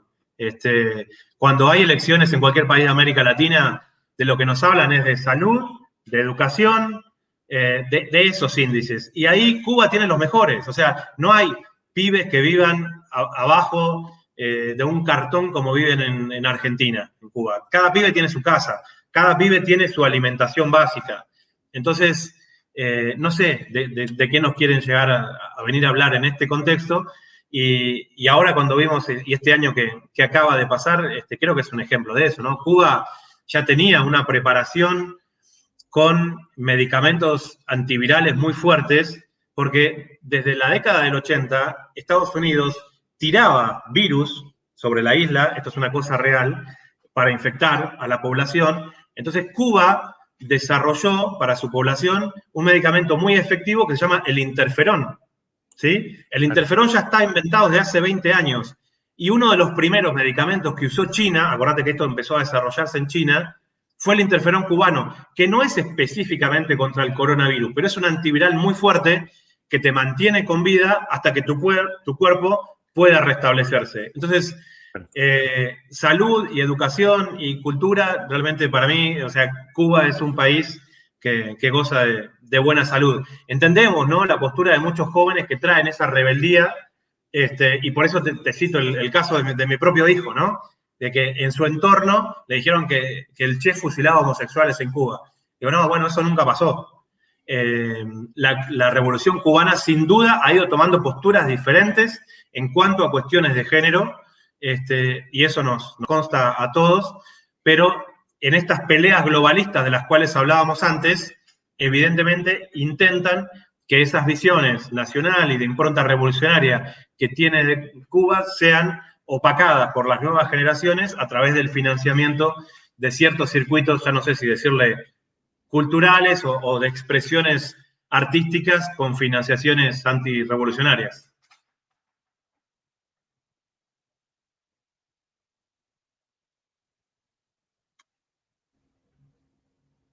Perdimos conexión. Sí, yo ahí te volví a escuchar. ¿Seba, me escuchás? Ahora sí, ahora sí. Bueno, creo que lo perdimos a Seba. ¿Ustedes me escuchan? ¿Están por ahí del otro lado? Miren, acá me están preguntando. José Rodríguez me dice, ¿cómo se llama el canal de Sebastián? El canal de Sebastián lo tienen acá abajo. Fíjense que dice suscribite a Data Urgente. Data Urgente es el portal y el canal de Sebastián. Ahí van a poder encontrar todo su material. Ahí estamos. ¿Me escuchás bien? Perfecto. Sí. Mirá, recién me estaba preguntando cuál es tu canal de YouTube. Yo acá abajo en la descripción del video les dejé suscribite a Data Urgente. Pinchan donde dice Data Urgente, que está en celeste, y directamente te manda a suscribirte al canal de Seba. Pero me gustaría, antes de compartirte las últimas preguntitas, que le cuentes a la gente dónde te encuentran, porque no es solamente Data Urgente, vos haces muchas cosas, así que contales dónde te pueden encontrar y qué trabajos tuyos pueden encontrar también en la web. No, bueno, hacemos comunicación popular desde hace algún tiempo. Data Urgente es un portal de política internacional. Tenemos el portal que es dataurgente.com, que actualizamos todos los días y tiene sus redes también. Estamos haciendo radio en Argentina los días domingo. Las redes del programa de radio se llaman Radio Leaks, Radio Leaks, en honor al trabajo de Julian Assange, de Wikileaks. El programa de radio se llama Radio Leaks. Sale los domingos. Justamente este domingo tenemos un programa especial ya pregrabado por el contexto del aniversario de la dictadura en la República Argentina, que hicimos un programa que este domingo solamente ya grabamos, pero los domingos de 8 a 10 de la noche en Argentina hacemos ese programa, que el estudio tiene cámaras de video y ahí interactuamos a través de las redes de Radio Leaks. Y bueno, desde hace unos años hacemos la corresponsalía de Hispan TV, que en este momento, por el propio bloqueo de Estados Unidos, todos los corresponsales hemos padecido muchísimo, y hacemos un trabajo también de comunicación popular a nivel académico, universitario. Por eso, si a alguien de los que está viendo le interesa la comunicación popular, y en este contexto donde cada vez todo es más virtual, les recomiendo que se metan dentro de la página de una universidad pública y gratuita, como es la Facultad de Periodismo y Comunicación Social de la Universidad Nacional de La Plata. Hay una tecnicatura que se llama Tecnicatura en Comunicación Popular, ¿sí? Tecnicatura en Comunicación Popular de la Facultad de Periodismo de la Universidad Nacional de La Plata.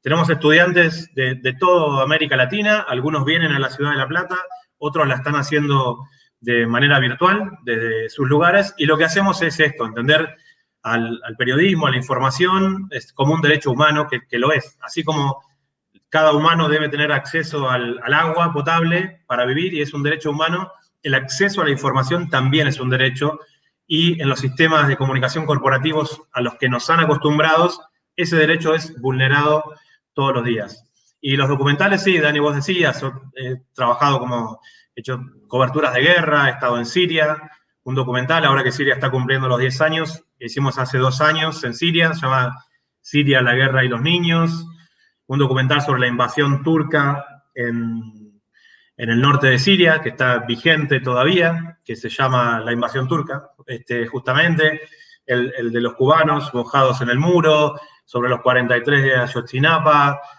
Tenemos bastante trabajo, pero en el canal de YouTube seguramente si buscan un poquito ahí para abajo los van a poder encontrar. Además, les recuerdo, insisto, está acá abajo, entran y se suscriben, dice suscribite a Data Urgente, pinchan ahí y se suscriben al canal, y ahí vos estás recuperando mucho material del robado por Google, lo estás recuperando y lo estás poniendo a disposición, así que constantemente se va actualizando, no solo con lo que estás haciendo ahora, sino con todas tus coberturas. Claro, porque, por ejemplo, un programa del que vos has participado acá en Buenos Aires, que se llama Continentes, un programa de entrevista, muchas entrevistas atemporales que se pueden ver en cualquier momento, bueno, también fue borrado. Entonces, lo que nosotros hicimos fue subirlas en Facebook. Hay un Facebook que se llama Continentes, así, y ahí tenemos programas de entrevistas, donde también estás vos, y lo que estamos haciendo es volver a subirlas a YouTube, al canal de Data Urgente. Entonces, bueno, es como una pelea constante entre lo que nos van borrando y lo que vamos subiendo. De hecho, déjame comentarte que en la entrevista que hicimos con el profe, el maestro Jalife, esta semana, sobre el Papa y el Ayatollah Sistani en Irak, me dijo que fue una de las que más le costó negociar con YouTube. Porque hay negociaciones. Es así, ¿eh? O sea, cuando vos la subís, ellos la miran y te dicen, bueno, pero hablaste de tal cosa. Entonces, vos le mandás otra comunicación donde decís, bueno, pero nosotros lo hacemos desde este punto de vista y tardaron muchas horas, prácticamente un día, para que le aprueben subir la charla que hicimos con el doctor Jalife sobre la visita del Papa a Irak. No, esto es totalmente así. Hay gente que del otro lado ni se imagina, pero el otro día lo contábamos. Te estaba comentando lo del programa de Biden. Nosotros estábamos creciendo a razón de entre 500 y 1000 suscriptores por día, y cuando llegamos a los 76.000, al otro día se paró totalmente, ¿no? Ponerle que se suscribieron 10. Es que es raro. Vos conocés de estadísticas y cifras, y todas las curvas tienen ascensos y descensos, pero suaves, nunca es así, a menos que pase una cosa extraordinaria. Bueno, me comuniqué con la gente de Google y les digo, mirá, a ver, ¿cómo puede ser que esto se haya cortado así de cuajo? Y me dicen, estamos revisando y está todo normal, no hay ningún problema. Lo que vemos es que tus suscriptores muestran menos interés en tu contenido. Dale, o sea, hasta ayer era súper interesante y hoy ya nadie me quiere ver, hija de puta. Tremendo. Así que, Seba, te leo los últimos mensajitos. Vale. José Pérez dice, ya me suscribí al canal del patriota latinoamericano y hermano Sebastián Salgado, dice José Pérez. No sé si desde Cuba, ya nos va a contar. El Ambia tiene 2 preguntas para vos, Seba. ¿Por qué Rusia y China no se han articulado en sanciones contra Estados Unidos? ¿Qué falta para que estas grandes potencias se identifiquen como aliados ante un enemigo común? Y agrega, a los cubanos nos hace falta ver este tipo de materiales. Por favor, ¿dónde lo puedo encontrar?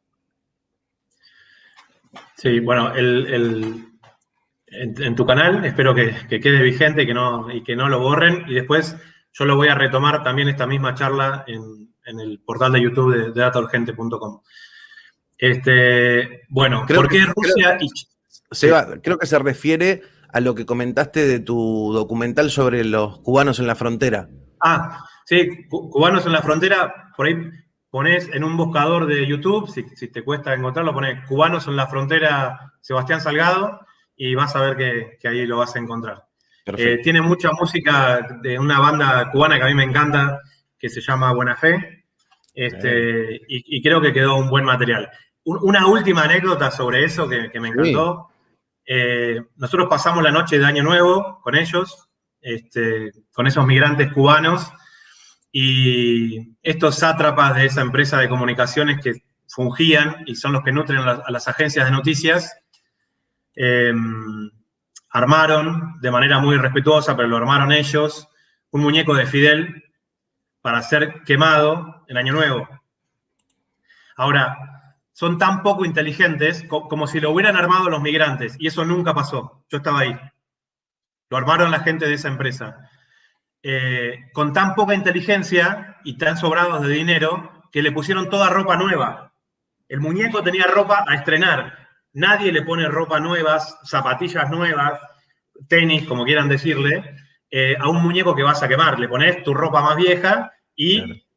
Imaginá, ¿no? Como una cara parecida a algo de la persona que vos quieras representar.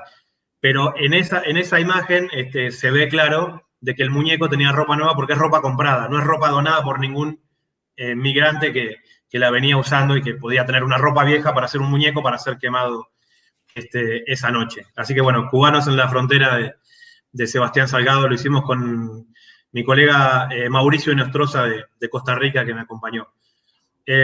Bueno, es interesante la pregunta, ¿por qué Rusia y China no sancionan, no hacen lo contrario? Yo creo que están en un proceso previo.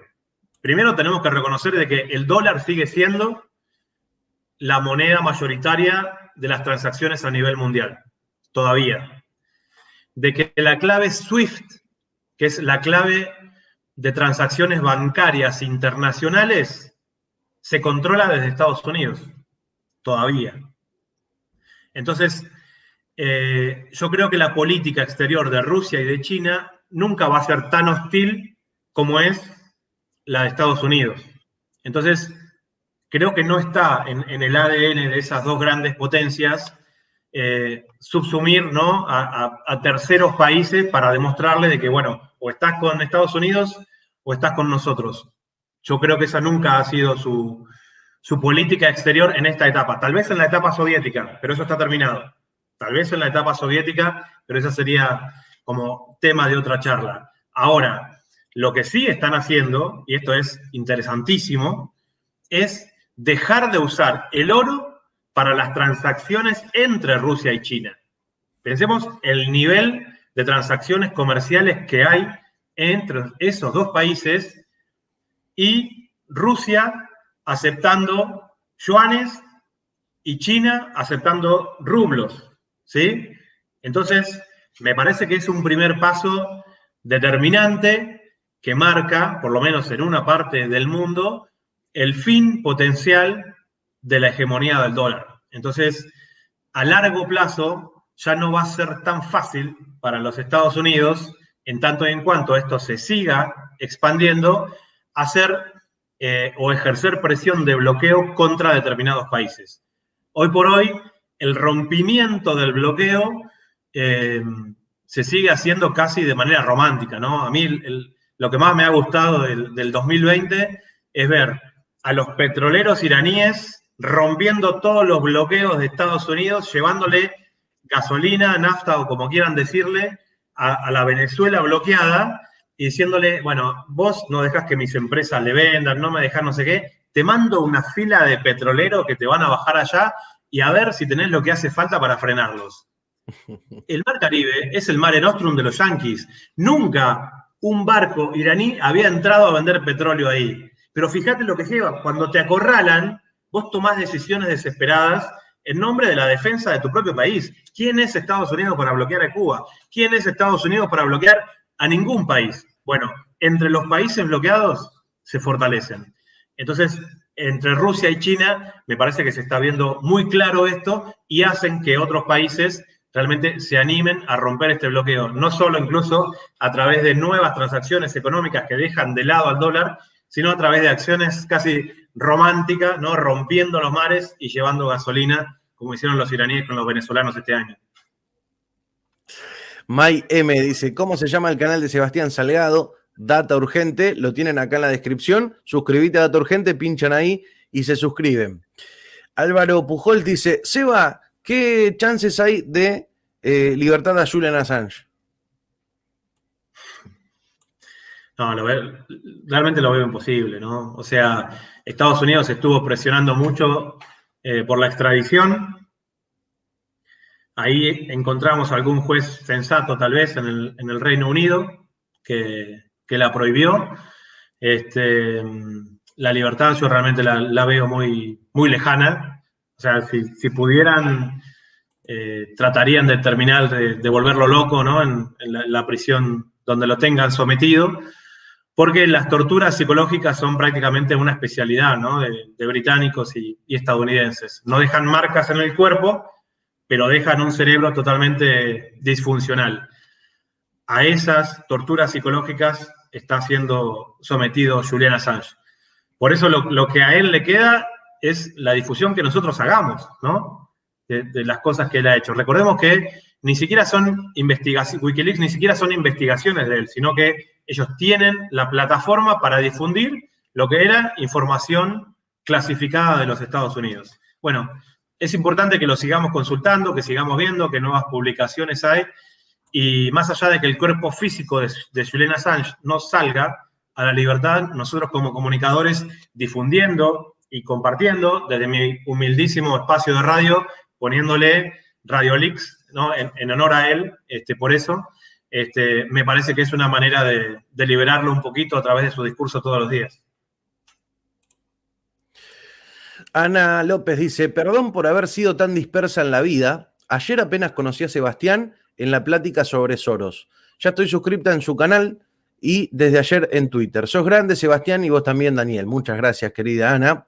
Chingón Bonaparte dice, un chingonazo tu compa, Sebastián. Ojalá puedas hacer una plática con él y con Jalife. Saludos desde Culiacán, Sinaloa. Abrazo grande, chingón.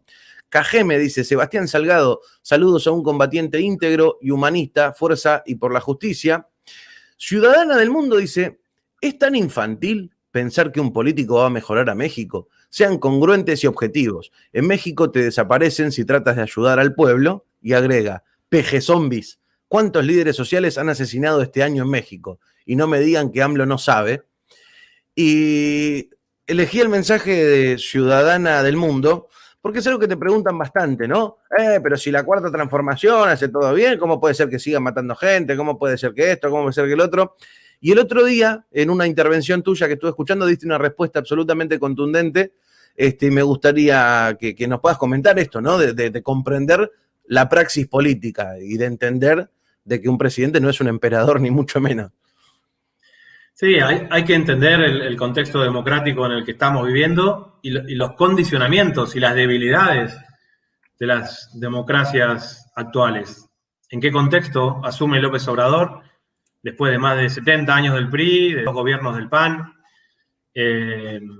con un Estado donde se han quebrado, ¿no?, las líneas difusoras entre el crimen organizado y el gobierno? Y eso fue tal vez extremadamente latente en la desaparición de los 43 de Ayotzinapa, porque los pibes, los chavos que agarraron ese día en Iguala, ellos se entregaron mansamente porque quienes los estaban deteniendo eran uniformados de la policía de Iguala. Entonces, en la mente de un estudiante, bueno, es un uniformado, me va a detener por estar pidiendo dinero, boteando, como dicen en México,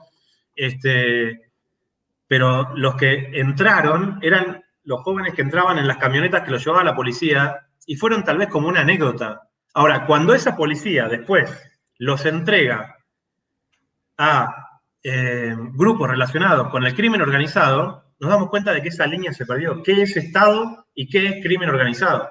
¿Sí? La operación Rápido y Furioso pasa lo mismo, ¿sí? ¿Dónde empieza el Estado y dónde empieza el crimen organizado? ¿Hasta dónde se articula una cosa y otra? Bueno, en ese contexto asume un presidente que es un tipo, un hombre de carne y hueso, que hace de su país lo mejor que él puede a través de un movimiento político que él mismo fue tratando de mejorar. O sea, recordemos que lo que quedó del PRD fue transformado en Morena, y dentro de Morena también vemos gente que es disfuncional. Entonces, no existen muchas veces la cantidad de cuadros políticos dispuestos a entregar su vida a una causa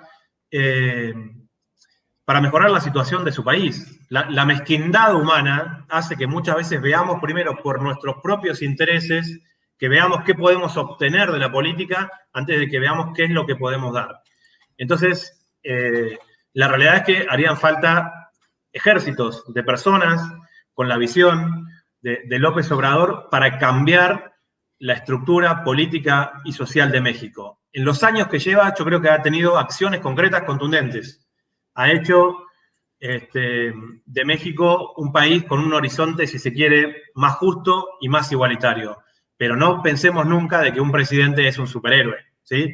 Es un hombre con una cierta visión y una convicción política y que va a hacer los cambios en tanto y en cuanto la política real le permita. Ahora, el apoyo popular es tremendamente importante, porque siempre a un presidente con raíces populares, los medios corporativos van a intentar denostarlo y van a buscar sus puntos más débiles, si se quiera, cuales sean que esos sean, todos los humanos los tenemos, para intentar deslegitimar y que este discurso, como esta amiga que nos está diciendo, que sería mucho más lindo que nos comparta su nombre, aparte de que es ciudadana del mundo, nos diga qué es lo que esperan, ¿no?, de su propio país, que entregarlo directamente a los grupos delincuenciales, entregarlo a los intereses del gobierno de Estados Unidos. Bueno, hay un grupo de mexicanos que afortunadamente son mayoritarios, que piensan distinto y ven en este nuevo y naciente movimiento político que es la 4T una nueva esperanza, una nueva meta, ¿sí? Esto no es, en López Obrador no va a estar el punto de llegada, López Obrador está el punto de partida, ¿sí? Esto tenemos que tenerlo claro. Y en este viejo adagio, ¿no?, de México tan lejos de Dios, tan cerca de Estados Unidos, se decía, bueno, macho, te tocó, ¿viste? Yo lo lamento mucho, yo viví 10 años en México, conozco de qué se trata, tengo nacionalidad mexicana, ¿sí? Mis hijos tienen nacionalidad mexicana. A mis hijos que sean la escuela primaria en México, les enseñaban primero a estudiarse de memoria los estados y las capitales de Estados Unidos que los estados y las capitales mexicanos. Mi hijo tenía 7 años y te decía el estado y la capital de Estados Unidos así de memoria, como una lección. y estudiaban más, o sea, de lo que se te ocurra, ¿sí? Ahora, le preguntabas, ¿dónde queda Tampico? Y no sabía decirte, porque era un niño, ¿no? Pero en el programa escolar mexicano hay una injerencia externa tremenda, al punto de que en México ya no se estudia el territorio robado por Estados Unidos como algo en reclamo, ya dejó de ser un reclamo, ¿sí? Entonces, nosotros afortunadamente logramos mantener sobre Malvinas, sobre nuestros chicos, un reclamo constante que está bastante presente. Lamentablemente, los mexicanos dejaron de reclamar el territorio que les robó Estados Unidos. Y aunque sea de manera discursiva, sería interesante empezar a volver a retomarlo. Me parece que para pensar un concepto de país, cuando vos reconoces un robo, te van a volver a robar otra vez. Ahora, si vos seguís diciendo, che, acordate que eso que tenés es mío, ¿sí? Acordate que ese medio país, que tienen todos nombres de ciudades en idioma español, éramos nosotros, yo te voy a seguir haciendo un reclamo. Y eso sola cosa me parece que es una acción política importante. Seguramente no van a ser suficientes, seguramente lo humanamente posible por el gobierno de López Obrador deje a mucha gente inconforme, pero lo que me parece que hay que hacer es no entregarse. El hecho de que siga habiendo desaparecidos, que siga habiendo muertes, que siga habiendo asesinatos, no significa de que el rumbo político elegido por la 4T no sea el correcto. Julio Garrido dice, Sebastián, habla con Telesur, fuiste gerente de programación de Telesur. Claro, sí, yo vivía en Caracas, fui director de información de Telesur, sí. Ya estuvimos por ahí, tenemos un recorrido en este mundo. Lo que pasa es que es eso, o sea, siempre trabajé, si se quiere, detrás, salvo con Hispan TV, que hice algunas cosas frente a cámara. Tal vez leyeron cosas mías sin saber que eran mías, o cosas que están puestas en video, pero bueno, en este momento nos toca poner un poco esta cara redonda y este pecho argentino para que también sepan quiénes somos. Margarita dice, ¿pueden repetir la página de Sebastián? Sí, está acá abajo en la descripción el enlace, Data Urgente. Pueden buscarlo como dataurgente.com o suscribirse al canal de YouTube, que es donde está toda la data, y tienen el enlace acá abajo. Dani D, que no soy yo, escuchá lo que dice, ojalá que México pueda ser completamente peronista, Argentina no pudo.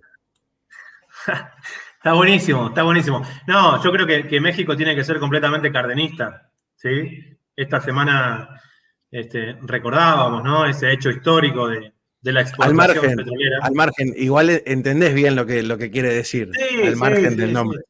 Sí. Me gusta mucho, me gusta mucho.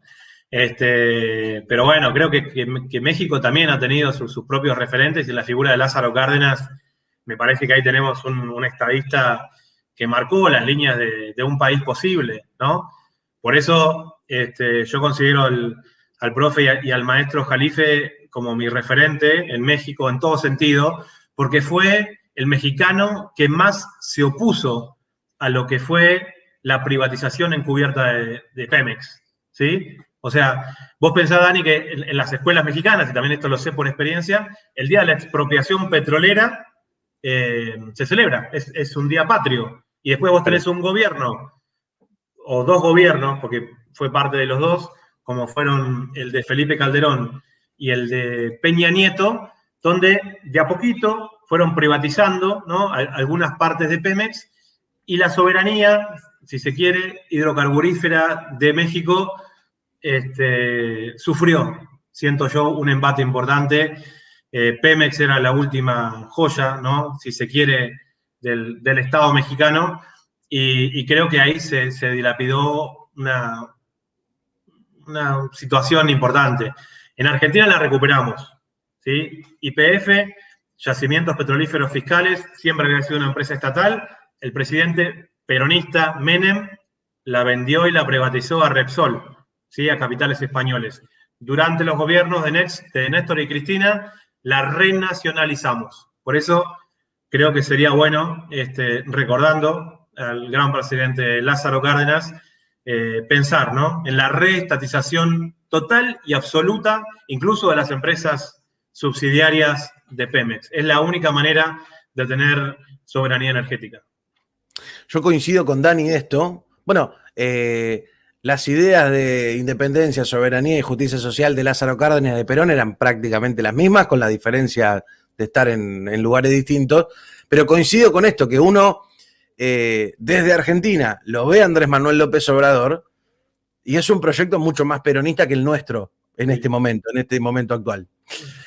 Jacob Tafter dice: soy mexicano y mi abuela era cubana, y la sangre cubana que mi familia, amamos la sangre afro que corre en la sangre y el ritmo que sin duda es grande Cuba. Un abrazo grande, Jacob. Gerardo Proamlo dice: los mexicanos en Estados Unidos ya estamos recuperando el territorio vendido. Nuestra comunidad está creciendo a pasos agigantados y pronto los mexicanos vamos a ser mayoría. Wow. May M dice: ¿qué opinás, Seba, del poder de Soros en el manejo del narcotráfico en colaboración con la DEA y la destrucción de Colombia? Bueno, se mezclan varias cosas que son difíciles de comprobar, ¿no? Sabemos desde hace mucho tiempo lo que significa Soros para nuestra región, sabemos de qué manera están influenciando, ¿sí?, en las políticas de muchos de nuestros gobiernos, pero yo creo que la injerencia estadounidense militar con 7 bases estadounidenses en Colombia y volviéndolo socio global de la OTAN desde el gobierno de Juan Manuel Santos, está más relacionado a intereses del gobierno de Estados Unidos, ¿sí? Ahí yo realmente no, o por lo menos como analista, no he logrado linkear un vínculo entre una cosa y otra. Me parece que la excusa del narcotráfico se termina usando muy bien para generar recursos propios y para militarizar la zona. Y en ese sentido, la injerencia de George Soros me parece que también tiene un techo, y las estrategias de los globalistas buitres como él van por otros caminos que están más relacionados con el engaño, la propaganda y el consumo. Lo que sí me parece que George Soros tiene una vinculación directa es, por ejemplo, con los proyectos de legalización de la marihuana. ¿Sí? Ahí sí, en cualquier lugar. Los proyectos de legalización de la marihuana en países como, por ejemplo, Uruguay, que está a la vanguardia de todo esto, no es con cualquier marihuana, ¿sí? Es con la semilla de la marihuana de determinadas corporaciones. Entonces, es interesantísimo que lo que por ahí podía llegar a ser el consumo de cannabis como una cosa artesanal para una persona que tenía una planta en su casa o no sé qué, para que sea legal, las plantas que tenés en tu casa son ilegales. Ahora, si vas a un negocio a comprar la marihuana transgénica, ¿sí?, promovida por las corporaciones y la injerencia de George Soros, esa sí es legal. Entonces tenemos que pensar. ¿Así fue en Uruguay? Sí. Sí. O sea, no se puede cultivar, tiene que ser, hay que comprar esa. Esa, sí. Es así. O sea, en Uruguay, sobre todo, nadie va a ir a buscarte si tenés una planta en tu casa, ¿no? Pero la que es legal para el gobierno pertenece a un tipo de semilla específica relacionada con Monsanto, ¿sí?, y sus productos transgénicos. Por eso no habían sido casuales las reuniones de Soros, por ejemplo, con Pepe Mujica. Y Luis Almagro. Entonces, me parece que hay como 2 estrategias diferentes. La militarización de Colombia está más relacionada con una intención de usar a Colombia como una plataforma, como Estados Unidos y el Reino Unido pueden usar a Israel en Oriente Medio. Estados Unidos utiliza a Colombia como una de sus bases más importantes en Sudamérica, y con la excusa del narcotráfico, por un lado, controlarlo, ¿sí?, y por otro lado, mantener ahí la excusa de sus bases. Escuchalo a Gustavo Flores, que dice: está tan bueno el programa que todavía no pude ni hacerme el desayuno. Quédate tranquilo que ya terminamos. La última, Seba. ¿Para quién juega Nayib Bukele? Bueno, Nayib Bukele es una de esas falsas caras, ¿sí? Detesté su campaña en El Salvador desde el principio. ¿Sabes por qué me tocó más? Porque es de familia palestina, ¿sí? Y a veces en la sangre de los palestinos, que es una de las luchas que más admiramos, ¿no? de este tiempo, le presté atención, ¿viste? Cuando dije, a ver, un flaco joven que sale de un partido, pero a ver de qué se trata. Y cuando vi cuál era la ruta del financiamiento de su campaña política, dije, no, otro más. Nada, me parece uno de esos peligros que se presentan como outsiders de la ¿Cuál es esa política ruta? de fundaciones estadounidenses, como también lo hay en Argentina, ¿sí? La USAID está presente y hay otras varias que financiaron la campaña de él, en muchos casos abiertamente, es interesante, ya ni siquiera lo esconden. Y mostraba, ¿no? Como esta cara, otra vez, del mundo globalista, que El Salvador tiene que incorporarse, ¿no? Con esa historia, ¿no? Tan triste, ¿no? De la violencia en El Salvador, que viene casi de vuelta, ¿no? Como esos migrantes que formaron la Mara Salvatrucha, ¿no? Todos esos barrios que, estando en Los Ángeles, adoptaron, ¿no? la impronta latinoamericana, pero con esa violencia propia de las ciudades estadounidenses y que después, quieras o no, regresa, ¿sí? a El Salvador. Entonces, Nayib Bukele me parece una farsa, me parece un producto de los falsos políticos de este tiempo y creo que no hay que tener ningún tipo de expectativas en él. Yo muchas veces me gusta que aparezca gente joven, ¿no? en la política, pero cuando no tienen el respaldo de un movimiento vinculado a los intereses populares, ahí ya tenemos que prender nuestras sirenas de alarma. Así que no, realmente la gestión de Nayib Bukele y su dependencia del poder y su deslealtad a su sangre palestina me parece de esas personas que no van a trascender en nuestro tiempo. Mirá, Seba, hace poquito hicimos un programa especial sobre Bukele. La escaramuza empezó cuando en la canción Patria Grande hablamos de la paradoja y la ironía de que en El Salvador haya un falso mesías y empezaron a llover las puteadas. Y el otro día en el programa me llamó la atención que generalmente nos viene a insultar gente de derecha, gente muy pro-yanqui, y me llama la atención la cantidad de gente de izquierda que nos viene a putear cuando decimos esto. Miren que Bukele está financiado por personajes que no tienen un carajo que ver con la soberanía latinoamericana. Sí, bueno, nos pasa esto, ¿viste?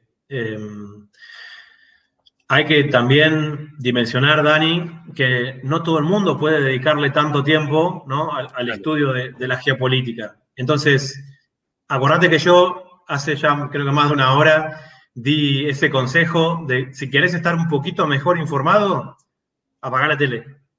Y lo digo como periodista, he trabajado en televisión, les acabo de contar de que fui director de información de Telesur, en México he sido director de información del canal TVC, he trabajado en Canal 11 de México, ahora trabajo y soy corresponsal para un canal también. Sin embargo, los sistemas de cable no permiten que ninguna voz disidente sea parte de la grilla de programación. Entonces, le dedicamos unas ciertas horas, saciamos esa necesidad que tenemos de información y nos vamos con contenidos que son totalmente ajenos a la realidad. Entonces, todos los días nos vamos saciando un poquito de eso y vamos creando un imaginario del mundo que nada tiene que ver con lo que está pasando realmente. Y creo que Nayib Bukele, ¿viste? Con esa onda de hacerse el joven, de que él accedió a la presidencia a través de las redes sociales y que El Salvador va a ser un país joven por eso, me parece que es una cara moderna de los viejos intereses, ¿no? Bueno, y dos datos para aquellos que piensan que es de izquierda o que vamos a autorizar no sé qué mierda. Recordemos su traición y las pestes que habló de Nicolás Maduro y del pueblo venezolano, y le dijo inútil a Andrés Manuel López Obrador. Entonces, si alguno se siente convocado por la Cuarta Transformación y se siente estimulado por Bukele, vaya a buscar estas declaraciones. Sí, me parece bueno, ¿no? A veces hay actos puntuales que tiran por la borda todo el esfuerzo comunicacional que ellos hacen por construir algo que es mentira. Y en determinadas cosas, como estas que vos mencionás, Dani, me parece que se ven de manera muy clara. Gente, ha sido, la verdad, que un espectáculo. Más de 1.500 personas del otro lado. Les quiero decir muchísimas, pero muchísimas gracias. Si es la primera vez que estás acá, suscríbete a este canal. Y acá en la descripción vas a ver que dice suscríbete a Data Urgente. Pinchás ahí en el Data Urgente que está en celeste. Te suscribís, hay que reventar el espacio de Data Urgente, donde hay una abundancia de material que no van a encontrar en ningún lado. Y creo que es responsabilidad de aquellos que nos sentimos convocados con la información y con el derecho a saber dónde estamos parados. Tenemos que hacer crecer estas herramientas. Sebastián, ha sido la verdad que un inmenso placer. Te quiero agradecer por eso. Bueno, Dani, como siempre, un placer charlar con vos. Reconozco y valoro mucho el esfuerzo que estás haciendo desde hace muchísimo tiempo por unir a nuestra región, porque tu música sea un puente de acercamiento. Creo que la cultura es una de las herramientas más importantes que tenemos en ese sentido, si se quiere, por encima del periodismo, que es lo que yo hago, y felicitarte nuevamente por este tema nuevo, ¿no?, que se llama Bombas o Médicos, que para todos aquellos que nos estén viendo en México y que son jóvenes, y que no están seguros de quién es Piero, pero que han escuchado esa canción de Viejo, mi querido viejo, que es tan famosa. Piero es el que está cantando ahí con Dani esta canción que nos gustó muchísimo y que hemos escuchado ya varias veces. Así que te mando un abrazo grande y te felicito. Sebastián Salgado estuvo con nosotros, gente. Nosotros nos encontramos esta noche y a seguir peleando la gente. Venceremos. Abrazo grande.